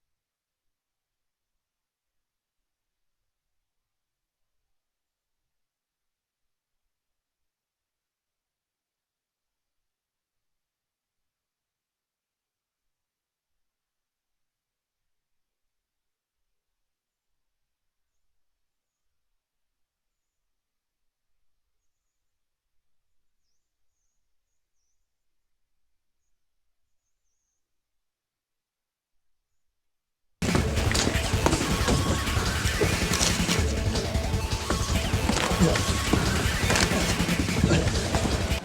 guys, real sport. Bar TV.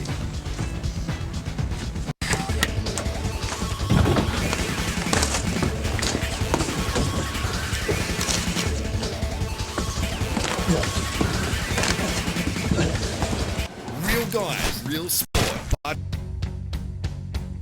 Here's your story, let's begin. The water's fine, come on, dive in. The future's here, it's right before your eyes.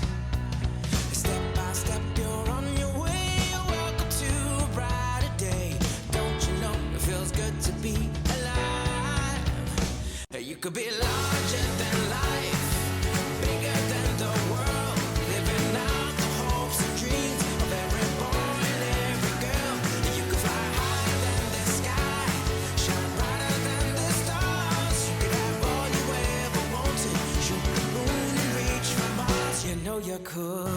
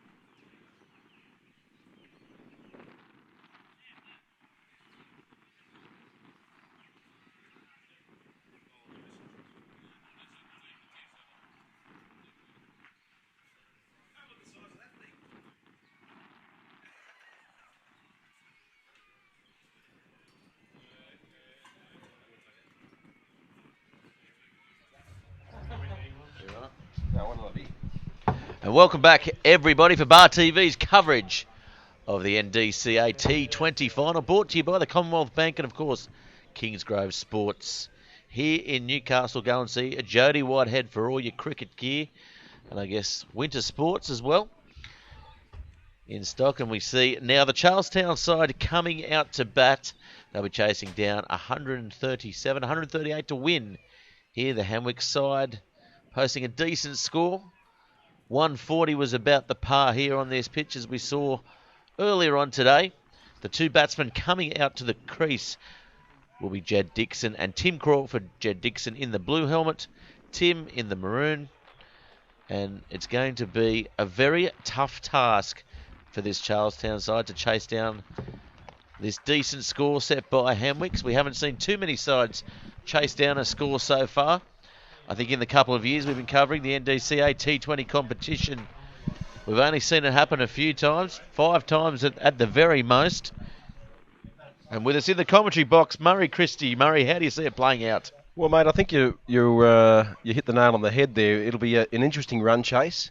My prediction off air was that I don't think it will go the distance. I think Charlestown will either get the runs or they'll get bowled out prior to the 20th over. But if you recall, back in the January T20 round midweek, only one side successfully chased down the opposition's total. Yeah, definitely. And throughout, I guess, the entirety of the T20, I think it's only been about 5 sides that have actually chased it down.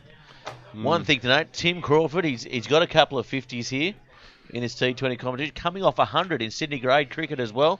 So definitely the man in maroon out there, he is one to watch out for, and he can score at a very quick rate. And we've seen him score very quickly for this Charlestown side early in this power play. And he was instrumental for Charlestown in their win against Merewether in that midweek T20 round. He hit the ball beautifully, and I think it's fair to say there's himself, James Rushford, Adam Taylor, Dane McCourt. They hold the key to ensuring a Charlestown victory. And Jed Dixon, the man opening the batting as well. He's certainly in some good form too. Indeed. So here we go. First ball of the innings. Oh, it's a good ball there by Webber. Blocking it away, getting a run. But Webber looks on song early on, Murray. He seemed a bit bemused by that. I think you'll find Tim Crawford went to work the ball to leg. All of a sudden it spits out to cover. But I will say that I believe that the point and cover fielder may be a tad deep. You're not going to stop too many quick singles there. Yeah, maybe just stopping, I guess, the twos. Charlestown very good at hustling for runs as well. Indeed. So maybe just set back a bit for that very reason, and they'll take another quick single right there. But yeah, you're right. It would be nice to see a bit more of an attacking field coming in 3 or 4 metres from the circle, maybe. Yeah, well, at this stage of the match, you've got a hard ball. The batsman's finding their feet, and all of a sudden they've been allowed to get up the other end because the cover and point fielder are so deep. I'm a little bit perplexed by it all, Gareth. Not for the first time today, Murray. So here we go. Third ball. And again, Webber bowling it right where his captain Trappel wants it.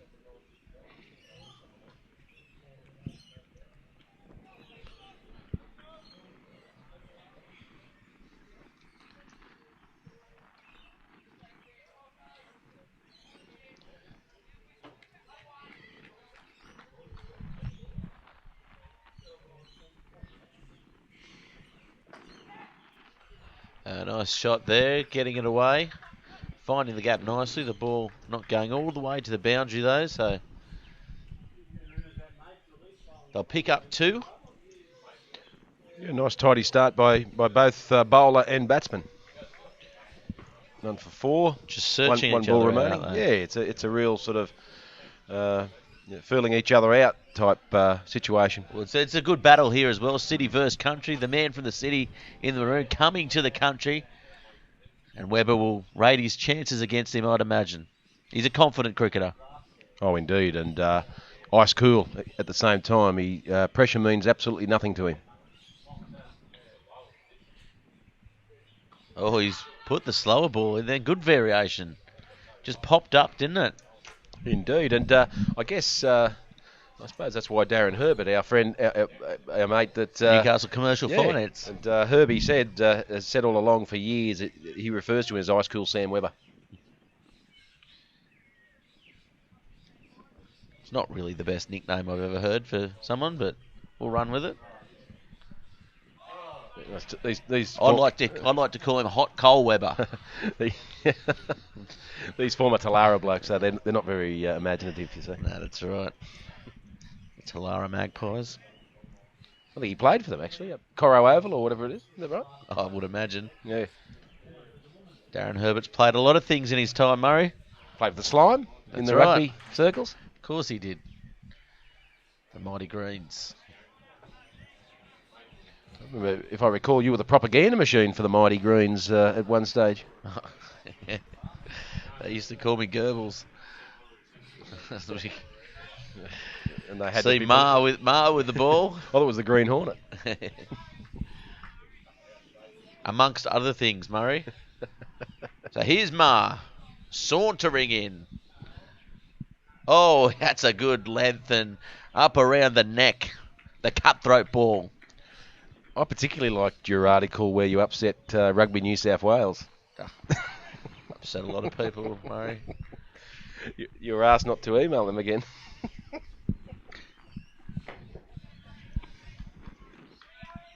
Don't know about that, Murray. That's one of your more creative things. You know. Oh, nice. Tuck around the corner there, Gareth. Yeah, nicely tucked around the corner, whipped away for 4. That'll be the first 4 of the innings for Charlestown. A nice little deflection there. There's a fine leg in, but that was only just tucked around the corner past the keeper. The whippet. Watch me whip it, watch me nay-nay. Watch out for the off-cutter from Andy Marr.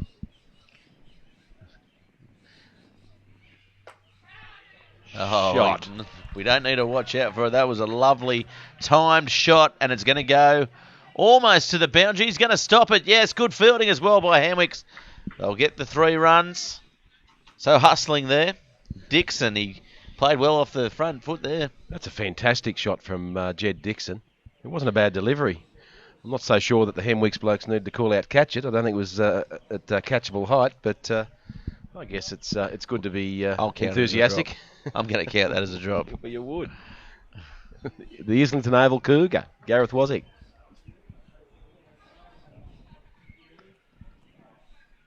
So, Tim Crawford now on strike. Just playing himself in. We've had 1 over. He's going to have to... Looks pretty solid. Yeah, very good defence. Good composure. Playing for Gordon, I believe, in the Sydney grade cricket competition.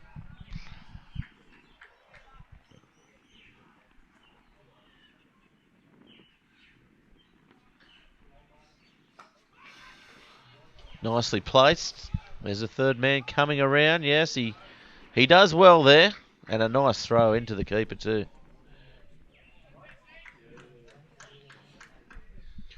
And you can see the pressure that they're putting on the fielders with their running between wickets. I'm pretty certain that Tim Crawford was only a shandy away from actually calling Jed Dixon through for a second run. Yeah, definitely, and they've done that so well throughout this competition, haven't they? They've just really been enthusiastic in between the stumps. Yeah. With a big E. It's going to be called a wide, though, with a big E. Enthusiastic. The big easy. The big easy. Ernie Els. Easy E. He could play. Who Easy E? Yeah. Straight out of Compton. Ernie Els, you clown. Well, you don't need a red nose, do you, Murray? That was Rudolph. Christmas, and that's played towards the onside. Might be leg buys. Yes. Umpire signals that way. So 12 runs. 2 overs down. If my maths serves me correctly, that's 6 runs and over, Murray. That's great, Gareth. And I know you've put a lot of work into your maths over the last few days in I've had preparation a tune. I've for been this going to game. Kit McGrath. getting some private lessons. What does too hard basket mean on your report? Too hard's a what? Too hard's equal too hard, Murray.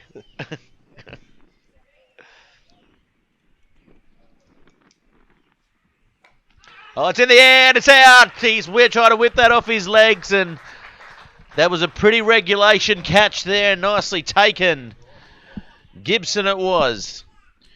And this is where Hamwicks need to apply the ascendancy. While the ball's hard, Sam Webber, we only bowled 4 overs, and he's into his second now, and now's the time to attack. But unfortunately for Jed Dixon, played a couple of real nice shots in his short stay, enough to indicate that he can play the game. But, yeah, Charlestown under a little bit of pressure at this point in time. Yeah, 1 wicket down, 14 runs.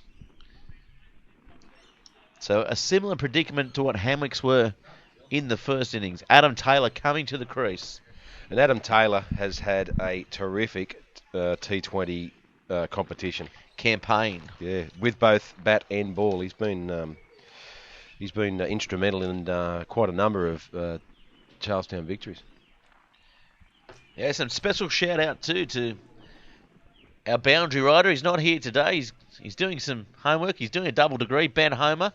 He did predict the university side would be here, so one of the reasons why we haven't asked him back, Murray. Yes, and I'm glad you touched on, well, let's call it the elephant in the room. And Ben Homer not only declared university a finalist, but basically said they had their hands firmly grasped on the trophy.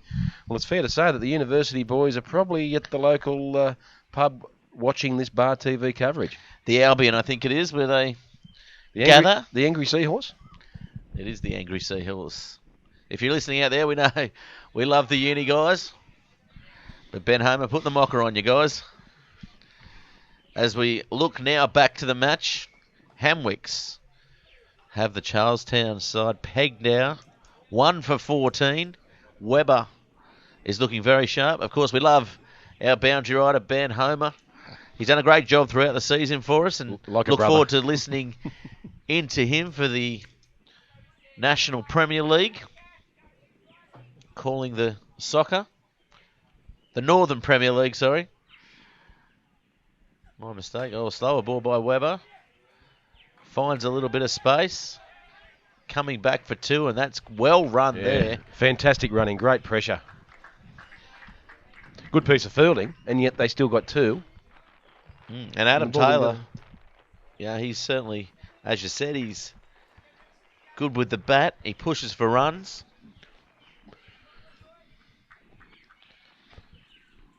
Well put together, young man, too. He's quite solid up top.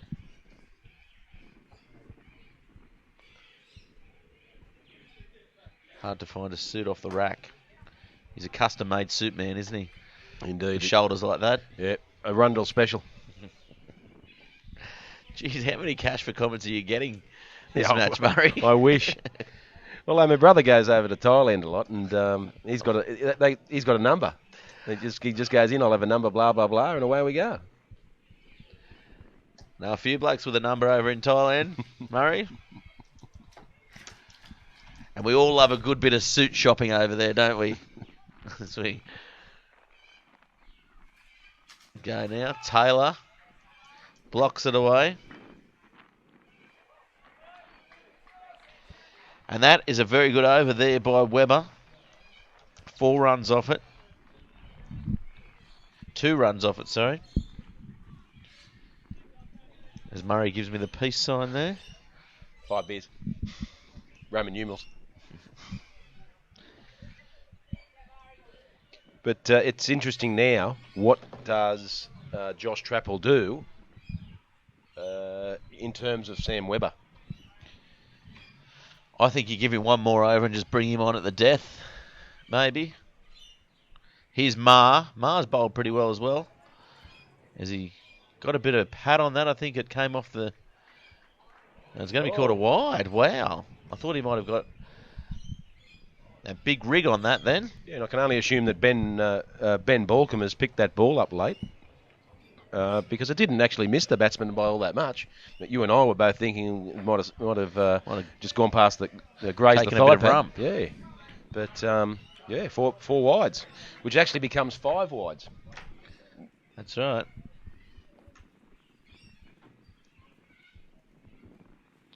Oh, he's bowled him, Ma! That was a terrible looking attempt of a shot there. It was almost like he was daydreaming, Crawford. And I'll be interested to see the replay here to see if Andy Maher's got that off-cutter going. He has a reputation for it. Well, he didn't look like he was getting over to the ball at all, did he? It caught him unawares as we look now at the replay.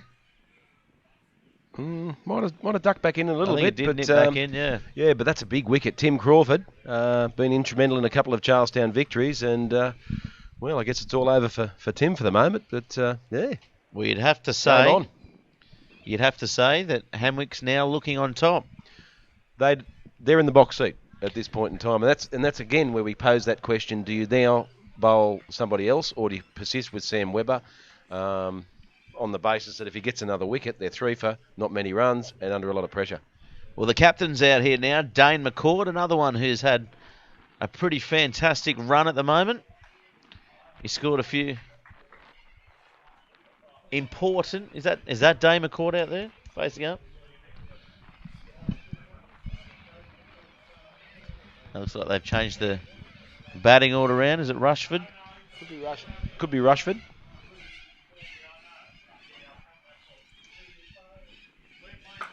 Oh, he's had a good look at that, and the fielder there, Trappel, is it, or Dries? You see the cockatoos running away.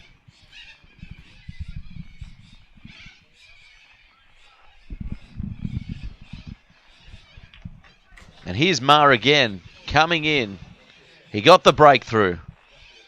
What can he do here? Oh, he's had a big swing at that. There's nobody out there, and that's going to go all the way for 4. And that is a fine-looking shot there. Nice shot. Great shot there by James Rushford. Started very confidently. Good hit of the ball, James Rushford, actually. And, well, I guess it's up to him to post a big score. We saw it there, didn't we? And he certainly hit to that long boundary. One bounce into the fence. It's been an eventful over thus far. So here's Maher again. Pushing through for the single. It's going to be on here, close. Just got through there, Taylor. And I think it's fair to say that skipper Dane McCourt has decided that, okay, we've lost a couple of early wickets. Let's get James Rushford in, and then in order for Dane McCourt to perhaps drive that back end of the innings. Yeah, I think it's good as well with the power play. As you mentioned, James Rushford can hit the ball a long way. Looks to take a few more chances just to get them going, ticking along at a better run rate in this power play. As Maher comes in. Taylor hits it straight.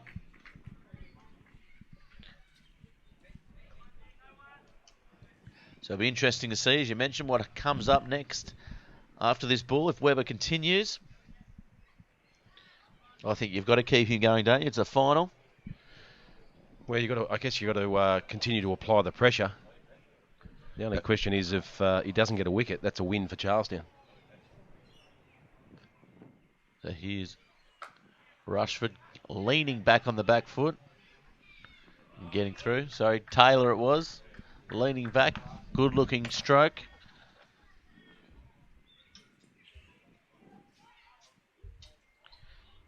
Of course, Taylor with the broader shoulders out there. Both men wearing the black caps. The black helmets. One significant difference, though, one's left-handed.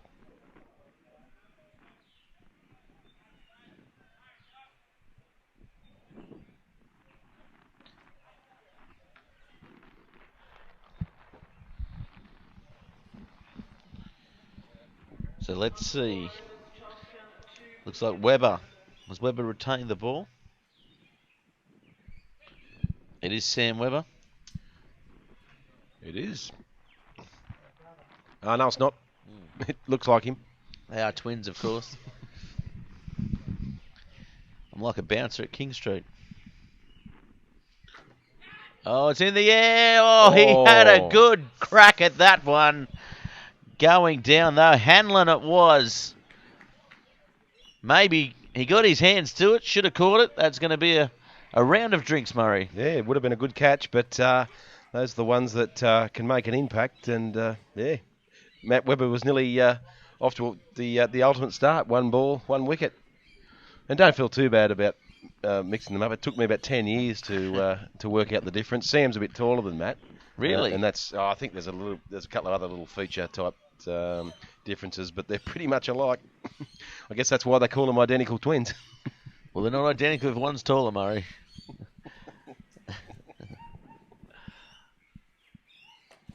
They're twins. Oh, this is going to be close.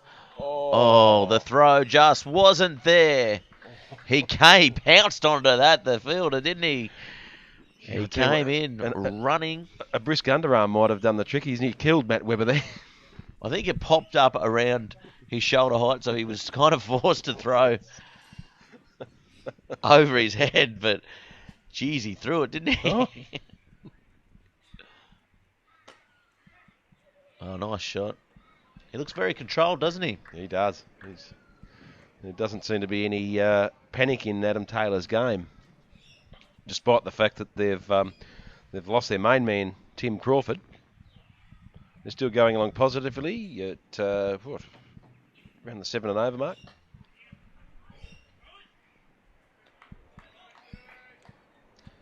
Yeah, the score 2 for 30.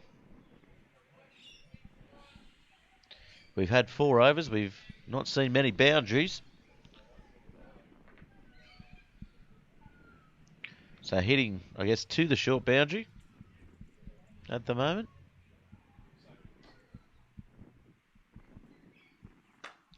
Oh, he's gone over the top. It's not going to go all the way, but he's found some space, so it might go all the way. It's run on. Yeah, good piece of fielding there. Gets that. Indeed.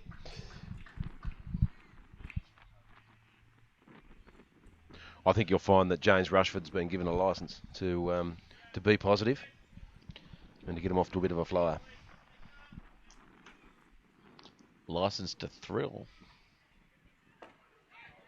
Is that what the licence is? Who gives out these licences, Murray?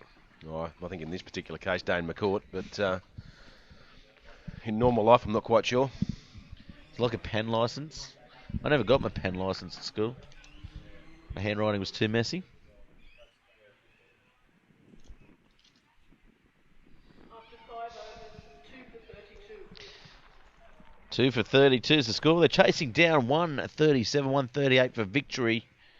Can they do it? It is the final of the NDCA T20 tournament. Quite a gripping stage of the innings, I will say. So gripping your knuckles are white on this Bar TV production desk. But, yeah, I mean, another wicket here would put Charlestown under extreme pressure. Then again, with James Rushford at the crease, you know, if he gets off to a flyer, it turns things right around.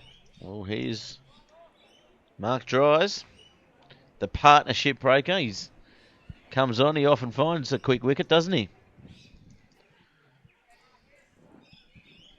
He goes all right.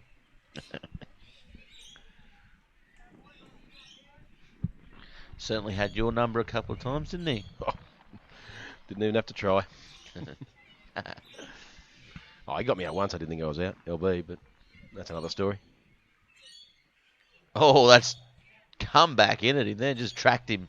The old ball tracker. You're going to say ball terror then? I think you'll find Mark Dries will just look at bowling a fullish length, but looking to hit the seam and let the ball do the work. Well, here he comes. Oh, it's in the air. Oh, good catch there. Nicely taken. So he comes up with the wicket. We said he was a partnership breaker, and he's done that. Call the divorce lawyer. He is out. Indeedy. And I I guess as we spoke about, this is an interesting part of the Charlestown run chase, and all of a sudden they find themselves at 3 for 32. Skipper Dane McCourt comes to the crease with a lot of work to do. Yeah, that's right, and still in the power play too, so there's still a bit of hitting that can be done. But I think now they just have to look after the partnership. And look at that, that was around the ankles. It was That is how you like to take them. it was touch and go whether it was going to carry to the fielder, but well, I guess he made it look easy in the end. Yeah, he got there. So he makes yet another breakthrough there, Dries. He's known for it. And it's fair to say that he's had a great, well, a good T20 tournament. You'd reserve the word great for Sam Webber and his contribution to the Hamilton Wickham team, but yeah, tries he's done all right too. He got them off to a good start. They've got a slip in here.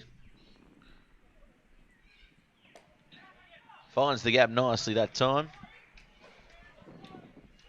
They'll look for 3. They'll get it easily. Nicely run. Nicely played shot from Dane McCourt too. Very impressive. First Well, up. As we mentioned, he's in some good touch.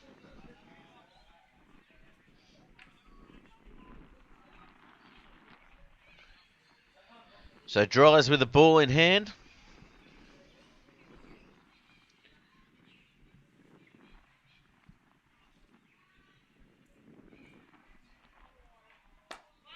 Just launching a surfing app this week, actually. Mark Dries, through his company, Mad Media.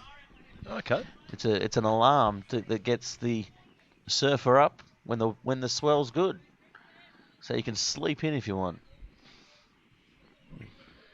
He's fairly creative, Mark. Yeah. Interesting concept. That's got you stumped there, hasn't it? That's a bit of news you didn't know about. Got me scratching my head.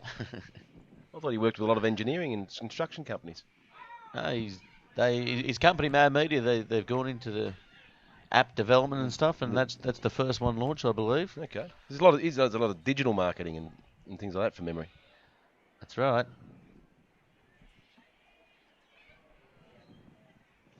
Well, he's having a ball out there at the moment. The smile's on his face. He's the veteran of the side. He's like a dog on lino, Gareth. Oh, he's going up for it, and he has given him out.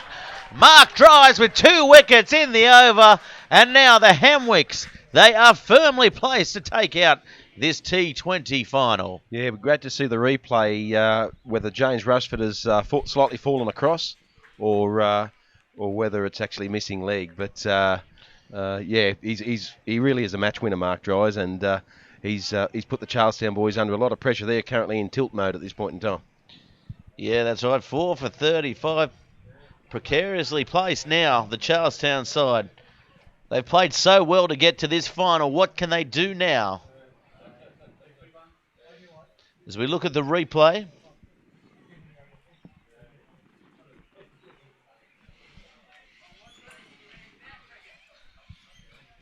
And yeah, it comes back in. He walked across the line and boom. Boom, shika boom. Yeah, I think he's played around the ball there. I think that's the correct decision.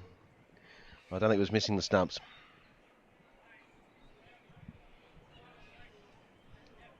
So Matt Webber.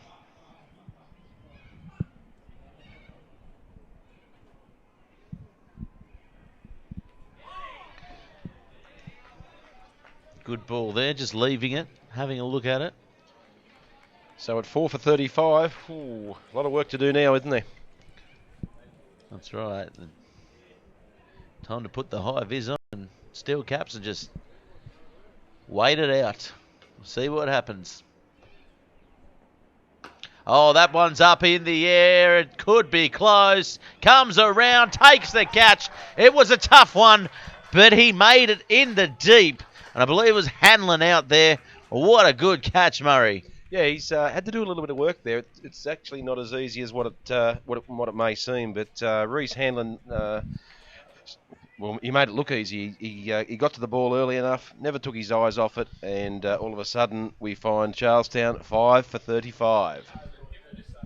So what What do they do here? Charlestown, do they just go for it, do you think? They've got to just go for it, surely. Well, you've got to stop. Well, it's a T20 game of cricket, but I guess you've got to stop the bleeding initially and just work the ball around, and then, in a few overs' time, then look to play a little bit more positively, I guess. 5 for 35. So they're running. They're tracking along at a pretty good run rate. So yeah, there's a lot of pressure on Chris Rendina and Daniel Arms to get Charlestown back on track. Well, Daniel Arms, plenty of experience. Certainly can push the ball around.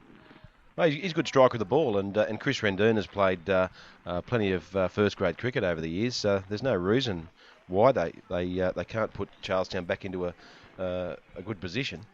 I think the early running has put them in not a bad position as well. They've pushed for those twos. So they're going to have to keep doing that, putting pressure on this Hamwicks field here to keep in touch with them. Yeah, and Chris Rendina, the first couple of balls, I've noticed that just looking to play a little bit cautiously at this point in time, and maybe build from there. They need to try and get to 100 without loss of wicket here, maybe. Put on 65 runs or so. Yeah, I think that'd be fair to say. When we look at the batsmen to come in, I think it's really up to these two to build a partnership.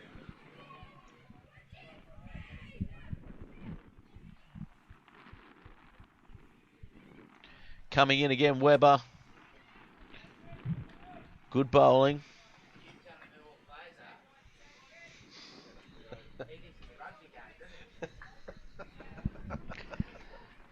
Dennis Shaw just Dennis walking Shaw. past, yeah. Hamwicks legend, Mirror the Carlton stalwart. Self-proclaimed Hamwicks stalwart legend down there, giving it his best. Not known for a sledge, was he ever? Oh, wow. In any form of sport. Oh, I've got many I've got many a bake from sure. Well, Dennis Shaw, he's now a very good and well-regarded netball coach. Yeah. Did you know that? I did. And he finds it very hard to keep his mouth wired courtside. Have to put the tongue tie on. Anyway, one of the characters of the game. Here's Dries again. They're just going to wait him out. He's deceptive, isn't he, Dries? Yeah, he's got good carry too, which means that basically he's got a nice relaxed action, but he hits the pitch harder than what one expects.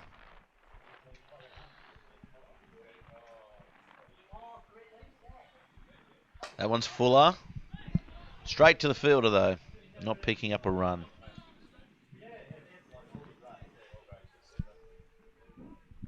Wicket made in the last over from Matt Webber. It was a good over. Oh, Dries almost chops on there. What's Dries? He got 2 for 3. Yeah. Yeah, miserly. And he's generally one that'll bowl out as well. Or they might keep him for later in the innings, do you think? Well, they've got Sam Webber. They've got 2 left with Sam Webber. This one is up in the air, but is going to clear the fence. What a shot. Straight down the ground. And it was Daniel Arms. Yeah, that's an almighty strike. He's taken the first 2 balls to have a bit of a look, but hasn't taken him all that long to achieve that maximum. Well, Dries has a bit of a snigger to himself while he's shining up that ball. Let's see what he's got to come back here. No, it's a good ball, just beating the edge. A snigger, was it like Muttley? No, it's Popeye. Muttley. That was it, wasn't it? Yes. Sorry for the static. Coming out your TVs, your smartphones, your tablets. Of course, if you are listening to Bar TV, at Bar TV Sports on Twitter, hashtag Bar TV to get in the game. Oh, he's had a big swing at that one. Yeah, another good over by Mark Dries, but Daniel Arms, he's possibly better off actually just being more positive rather than I saw that half-hearted shot that he played and missed at, but I mean, he's got the ability to strike the ball incredibly well, as evidenced by the nice mid-wicket that didn't yield any runs, and then the six that followed on from there. Webber's coming in for another one, Matt Webber. So looking like he'll bowl his full complement straight up. Coming into his third over. 6 overs completed. Looks like they're keeping the pressure on here.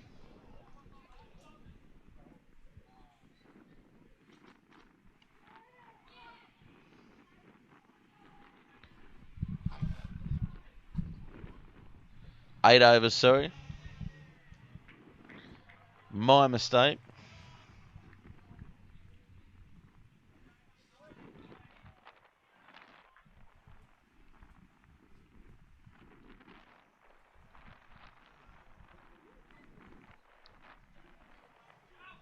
Oh, he's got himself a bit of luck there. And buys. He missed everything. Missed everything. Yeah. I Ran away pretty quickly, didn't it? I didn't hear a noise, but yeah. And Ben Balcomb's nearly been collected from the throw from the boundary on the flip side. So. Well, Josh Trappel, he's standing directly behind the wicket keeper.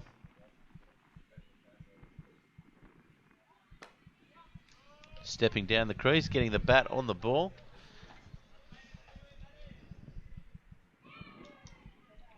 So still just with the 2 fielders outside. Power play, of course, is over.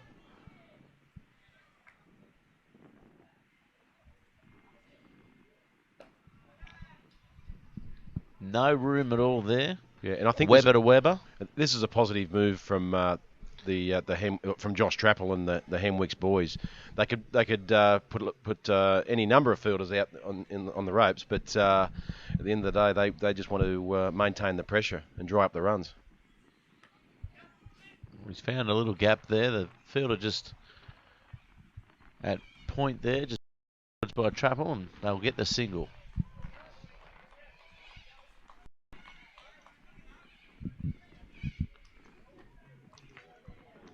So 5 for 42. That's 9 overs completed. I find it might be 46. 5 for 46. The Rain Man strikes again. The scoreboard ticking over nice and slowly. It is automated. Here's for automation. Here's Dries again, coming into his third over. What can he do? Oh, he didn't have a go at that. I don't think that will be a run. No. And talk our audience through that, Murray. Well, I think he caught Chris Renduna a little bit by surprise by spearing it at the legs, and whether Chris was looking to sort of free the arms up for an offside shot, but all of a sudden hit him on the pad. Didn't play a proper shot at it, yeah. Oh, this one's up in the air. The captain's under it, and the captain has struck. And Dries has struck again. Is that his third or fourth wicket, Murray? That's his third wicket, Gareth, and I think it's reasonable to assume that this could be curtains for Charlestown. 5 for 46. Lights out, behind the run rate. Gee whiz, I tell you what, the Hamwicks fielding unit have been polished. Fielding and bowling unit have been extremely polished. Especially this man on screen, Dries. He's come in and he's just caused an absolute capitulation. Seems like he's been around for 1,000 years, but he's actually only 34. Well, he's had about 16 years in the top grade. Yeah. That is a lot of cricket behind him.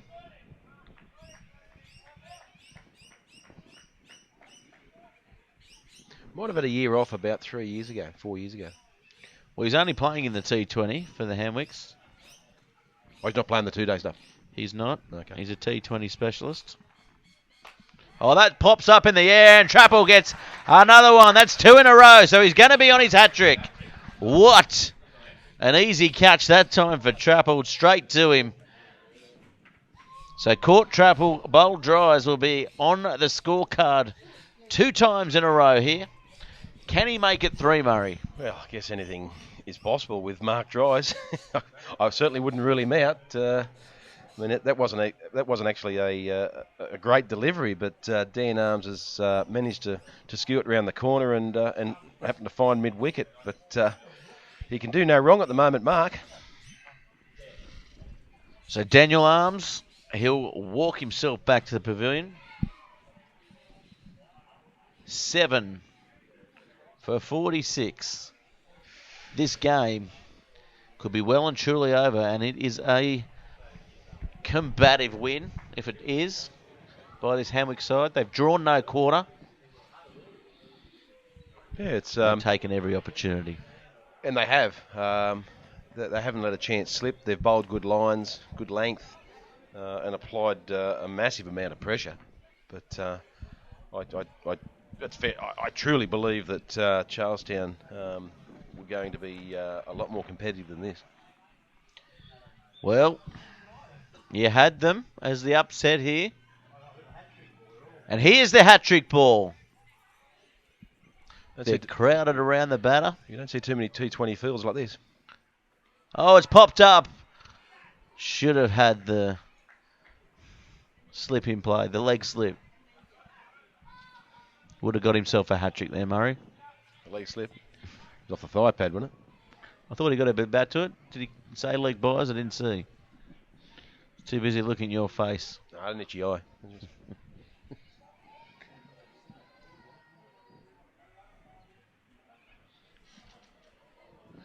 So what have we got? Sam Logan and Colby Gallagher.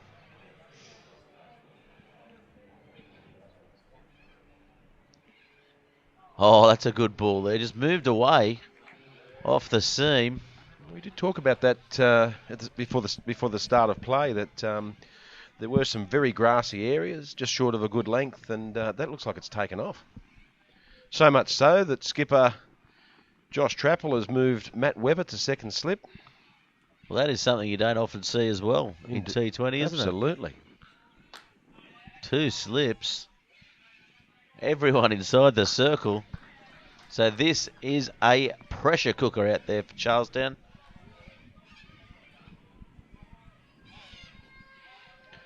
And at the same time, I think Hamwicks were about 60 runs after 10 overs.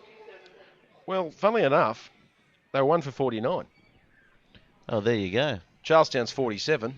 The only problem being The 7 wickets the in front of it. Yeah. So, yeah, comparatively, they're on the money. Wickets in hand, not so. Unsure. So Charlestown, what can they do? Oh, it's going to be close. They went up. Whether that Matt Webber was confident there. whether there's a little bit of bat involved, it looked fairly straight up and down there. Because it only seemed a fairly half-hearted appeal as well. They didn't really all go up, did they? Oh. Hello. Fielding change.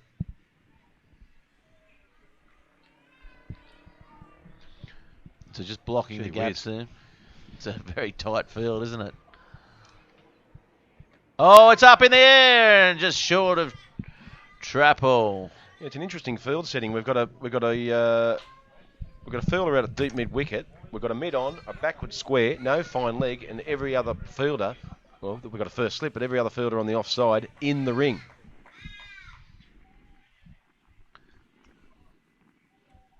So here he comes, Webber. There's just no runs out there at the moment, is there, for Charlestown? And great variation. And you'll notice that that ball delivered just then. We talked about changing not only the pace of the ball, but the width of where you deliver the ball from. And Matt Webber came from fairly wide in the crease, that delivery. Oh, full toss in the air. We'll miss the fielder and juggled there. There was 2 in it, but the Charlestown side, they're just playing very conservatively here. What can they do? For this Hamwicks side, they've got 1 foot in the Wicko in that beer garden already, taking the trophy back there. They'll be listening to blues, but I tell you what, they won't be singing it, Murray. No.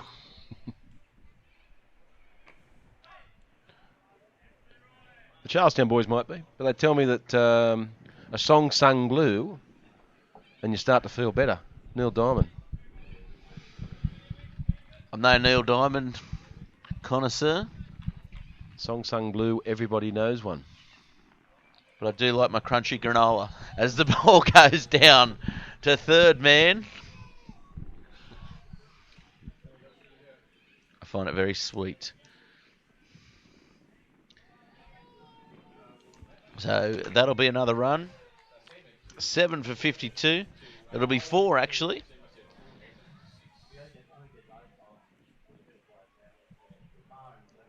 So here comes Dries for his 4th.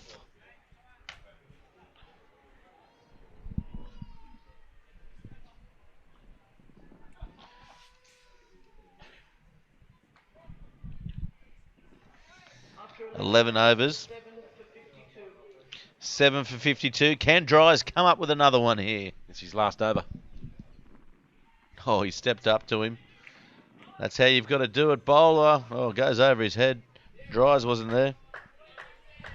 So he's got 4 for. He has. And was on a hat-trick last over. Has he? I'm sure he's got 5.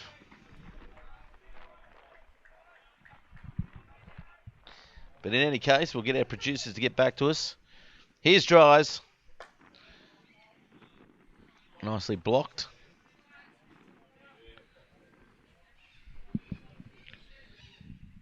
So 4 wickets for Dries. Can he make it 5?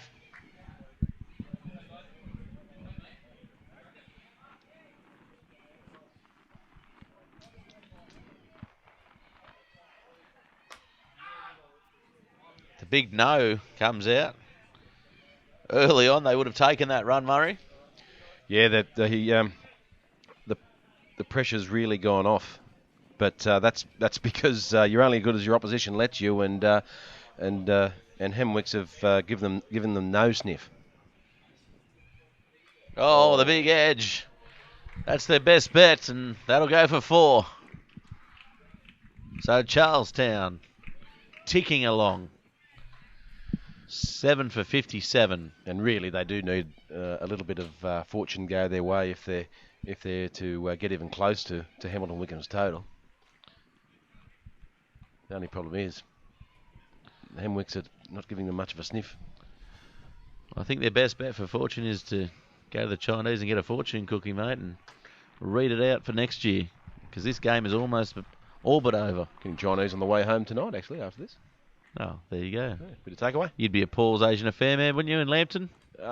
Next best thing. I am, but no, down here at Glebe Road, up near the mirror of the motel. Asian Delight. Oh, yeah? Nice. I hope they're watching this coverage. I might get 10%. You get 10% if you pay cash anyway. Cash is king.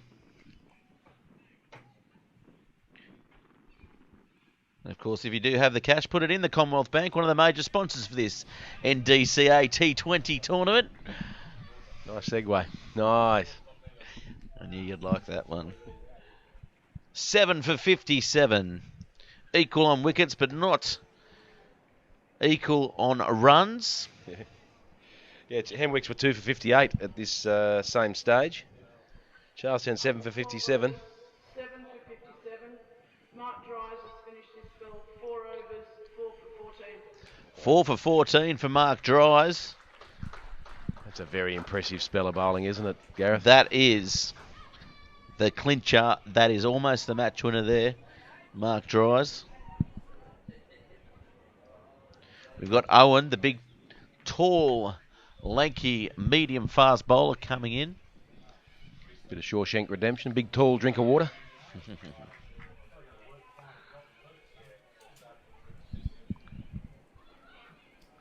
Oh, it's going to be called a wide. Just Roll it again. it did move off the seam a bit too and shaped away. Well taken by the wicketkeeper as well, Wickham.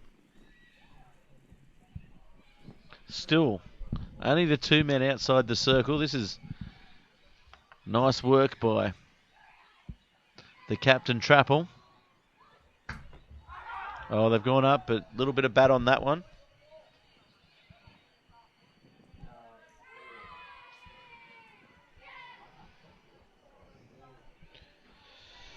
So Owen, he's tall, he's quite quick, uses his height to extract some good bounce.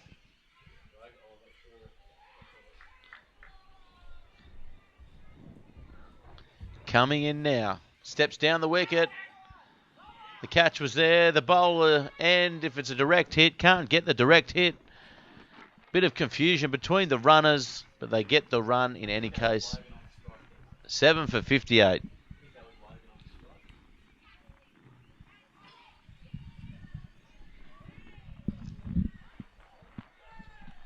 So we've got Colby Gallagher on strike at this point in time. They tell me he's got the cheddar, Colby. I like the Colby tasty. Oh, that one's going to be another wide, so just needs about 80 more of them, and the game's Charlestown. They're home. 7 for 60.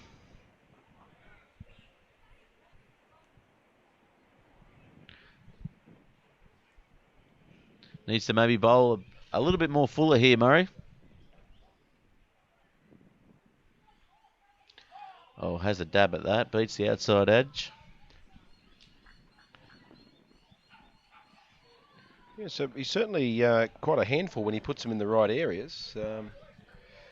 He's hitting the pitch quite hard, but noticeably he's bowling a shorter length than the other bowlers in the Hamwicks side have delivered. Oh, he's played that off the back foot. Coming around.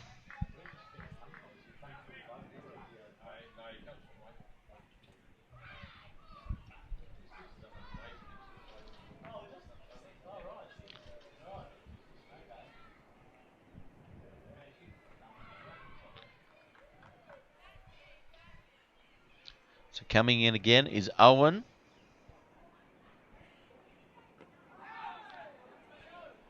And that's a much better line by the big, tall, fast bowler.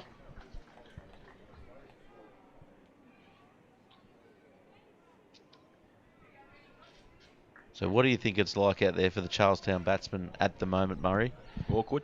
Do you think they're confident? Do you think they can move them along? A run a ball to get to the 100. Little milestones. And they're going to take the quick single there. Nicely run. Nicely called through. And I guess while you're out there, you do need to have faith, or have the belief that you can build a partnership and get closer to the opposition score. But I tell you what, they've got a fair bit in front of them at this point in time.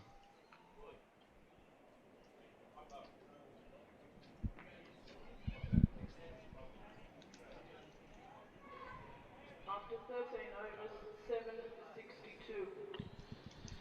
So the score, 7 for 62, 13 overs bowled. We're going to have another change here. Of course, Dries bowling himself out, picking up 4 wickets for 14 runs. And here's Gibson. Oh, and he's fooled him, bamboozled him straight away. Yeah, I guess it's just a matter of time before either Gallagher or Logan look to, well, as we speak, look to apply a bit of ascendancy. Yeah, they've got to start hitting some shots here, trying to get some boundaries. Well, this is the stage of the Hamwicks innings where they went from 2 for 58 off 12. After 16, after 15, they were 2 for 100. So playing that off the legs, there's 2 in it. They're a little bit slow to get there. It's going to be close, but just hit the batsman on the leg.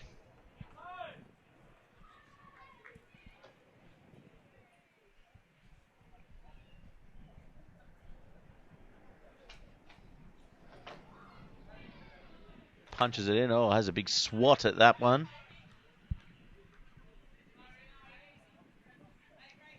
So this is better for the Charlestown side.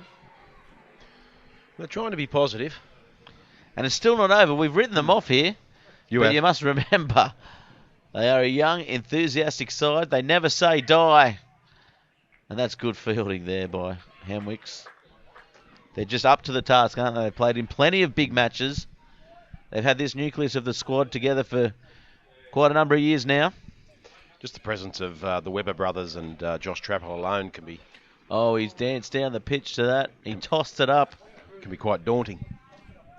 That's not a bad over there for Gibson. So 14 down now.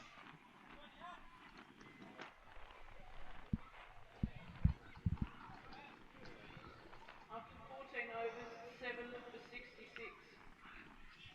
7 for 66 it is, and it looks like Dwyer might be having a Liam Dwyer. bit of a bowl here.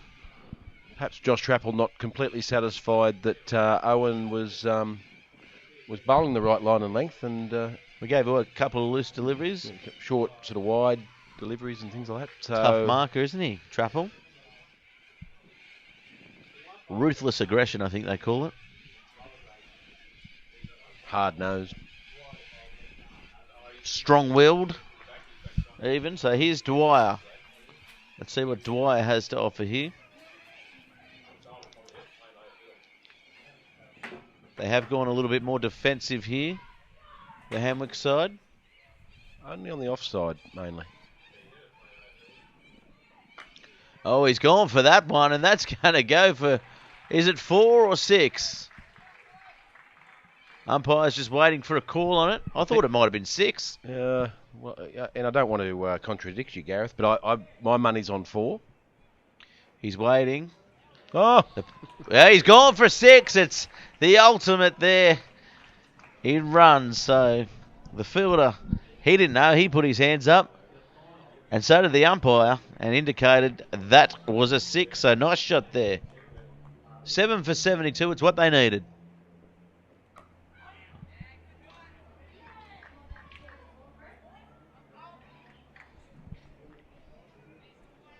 So they've moved the field around there to that point there.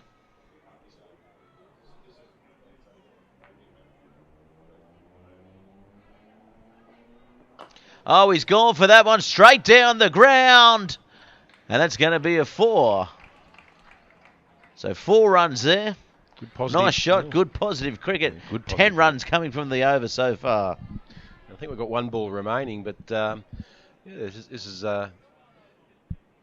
could be seeing a rearguard action.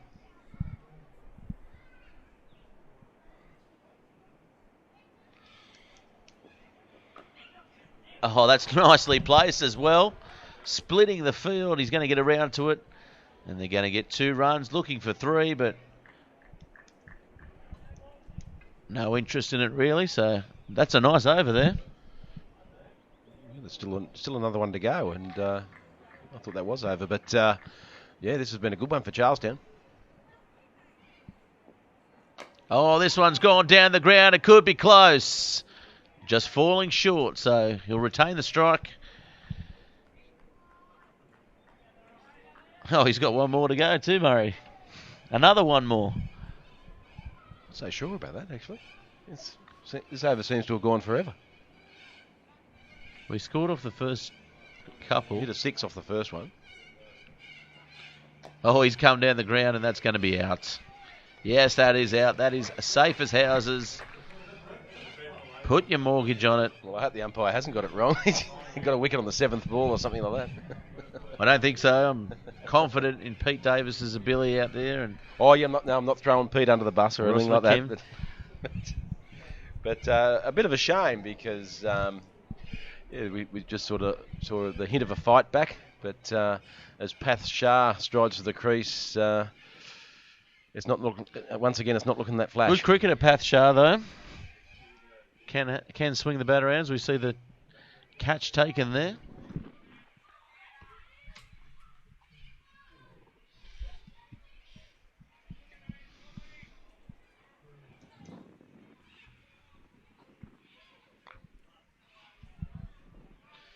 course, just receiving a tweet from Mrs. Christie. Colby and her indoors, I think. Do you refer to her as Mrs. Christie? Colby and Tasty are two different cheeses. Well, she'd know, judging by the tinea on your feet, Murray. She'd know. The toe jam. Anyway, it's another run there. Well run. So, what have they got here? Well, 8 for 80. Shah does well to get off the non-strikers. Yeah, with up 5 to the overs to go. non-strikers. Yeah. They're tracking at about 5.2 and over. Need to get to up around 7-8.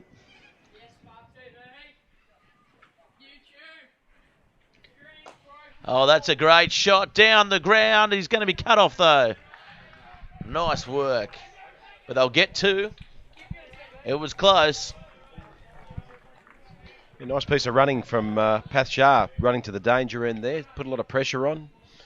And, well, I guess we find ourselves in a situation where, as you said, that they need to be heading around the 8 or 9 and over. It is 8 for 81. Oh, he's gone down the ground. That's a massive shot. It's coming right for us. And, wow, that cleared the fence by a good 10 metres there, Murray. Yeah, wonderful strike there. What a good shot. Yeah. 6 runs. That wasn't even close to being caught. Very impressive. I thought you were nearly going to put your hand down there and grab that then, Murray. I got a bit nervous for a moment.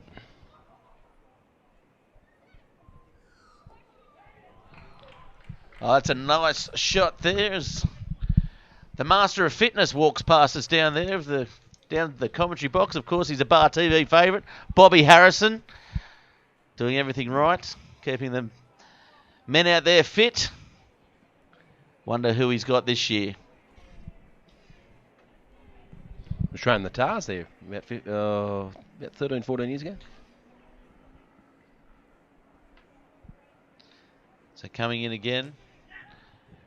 Oh, nice shot there. There's 2 in this too. They'll get a couple. Yes, they will. He'll retain the strike here off this over. So 2 runs there, 8 for 90. Murray, give us a comparison update. Well, after 16 overs, and we're heading towards the end of that 16th over, that's where Hamwicks lost those 3 wickets for none. Down the ground, he's hit it straight back and just reduced to a single here. Yeah, so Hamwicks were 5 for 100 at the same time. 8 for 91, so they're still in this, Murray. If you can hark your memory back, there was a pretty tight over towards the end of the Hamwicks innings, so 140 is the par. Yeah, and they lost those 3 wickets for none, 5 for 100, and then got 15. Josh Trappel, I think, scored 15 runs off the next over, so a little bit of ascendancy, and then things quietened down again. So let's see. It looks like it's going to be Webber coming back in here. So looking to close this match out is Sam Webber.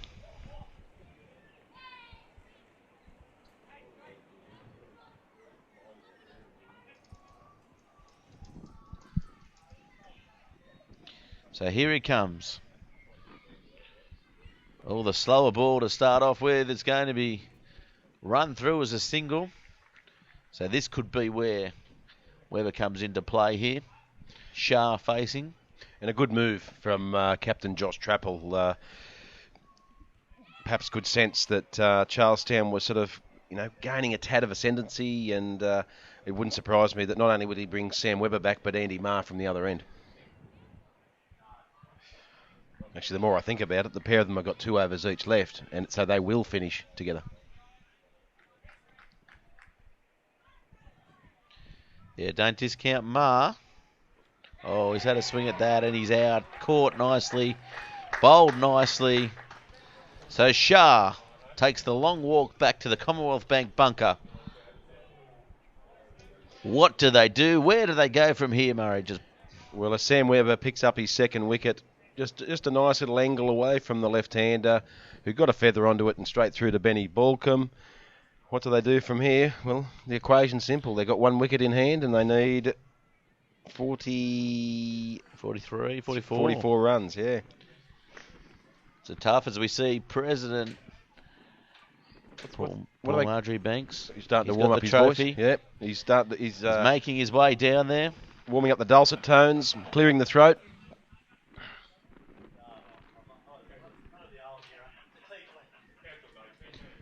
What do they call that, William Hill, when you bet in the running? The line or the No, in play. in play. Yeah, in play betting. The markets are closed here, Murray. $1.04 Hamwicks, you reckon? Nah, we've shut down the markets here, mate. Because it looks like the Hamwicks are all over this. They've got one hand on the shield. Josh Trapple's already visualising, shaking Paul Marjorie Banks' hand himself. And this is going to be... Oh, bold on the stumps. How better to finish off a final than that? Takes the wicket, takes the final wicket, Sam Webber, and he was probably out and out, maybe the man of the match or even Dries. Who do you think, Murray? Well, I think I would say Sam Webber. Don't forget Josh Trapple as well. Josh Trapple has scored 60 odd runs, so well, it's hard to split it really. But the one thing you can say is that Hamwicks have been relentless in their fielding and bowling effort, and full credit to them. Yeah, definitely. We'll go to the replay here, but it is the Hamwicks coming out on top in the NDCA T20 final. It's been great having you here, Murray Christie. And, of course, all the other commentators, Pete Davis, Ben Homer, joining us as well. But, Murray, it's been a pleasure as well. What's been your highlight? This match has been unbelievable, and Hamwicks showing why they are deserved of this trophy. And it has been a highlight, the final. It's been a tremendously played one. Full credit to Charlestown. They did come out with that enthusiasm that they showed in their match against Merewether in the first T20 round. But I guess it's fair to say there's no substitute for experience, and Hamwicks showed exactly that. Of course, we are Bar TV Sports. Pleasure bringing you the NDCA T20 final. Thanks to the sponsors, Commonwealth Bank, Kingsgrove Sports. Be sure to like us on Facebook. We have our winter sports programming coming up with AFL, Rugby League, Soccer, Rugby Union, Netball, and everything in between. We've got content-based shows coming out for 2016. We thank everybody for joining in for this T20 final, and congratulations to the Hamwicks taking out the final. I'm Gareth Wozick, and we'll catch you next time.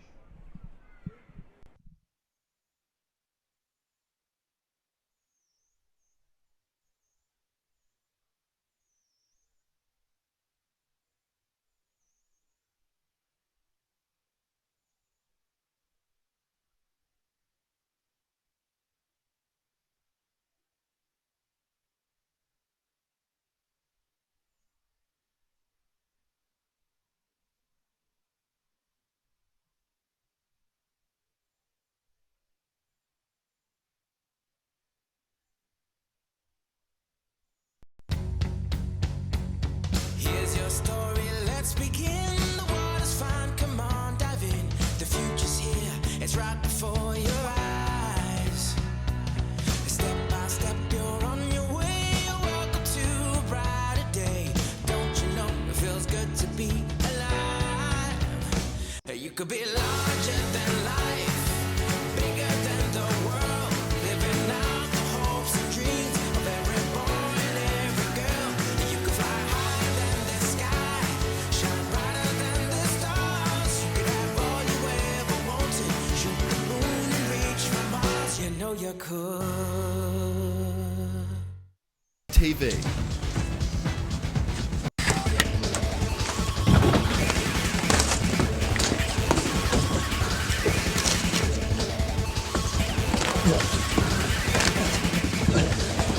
Real guys, real sport.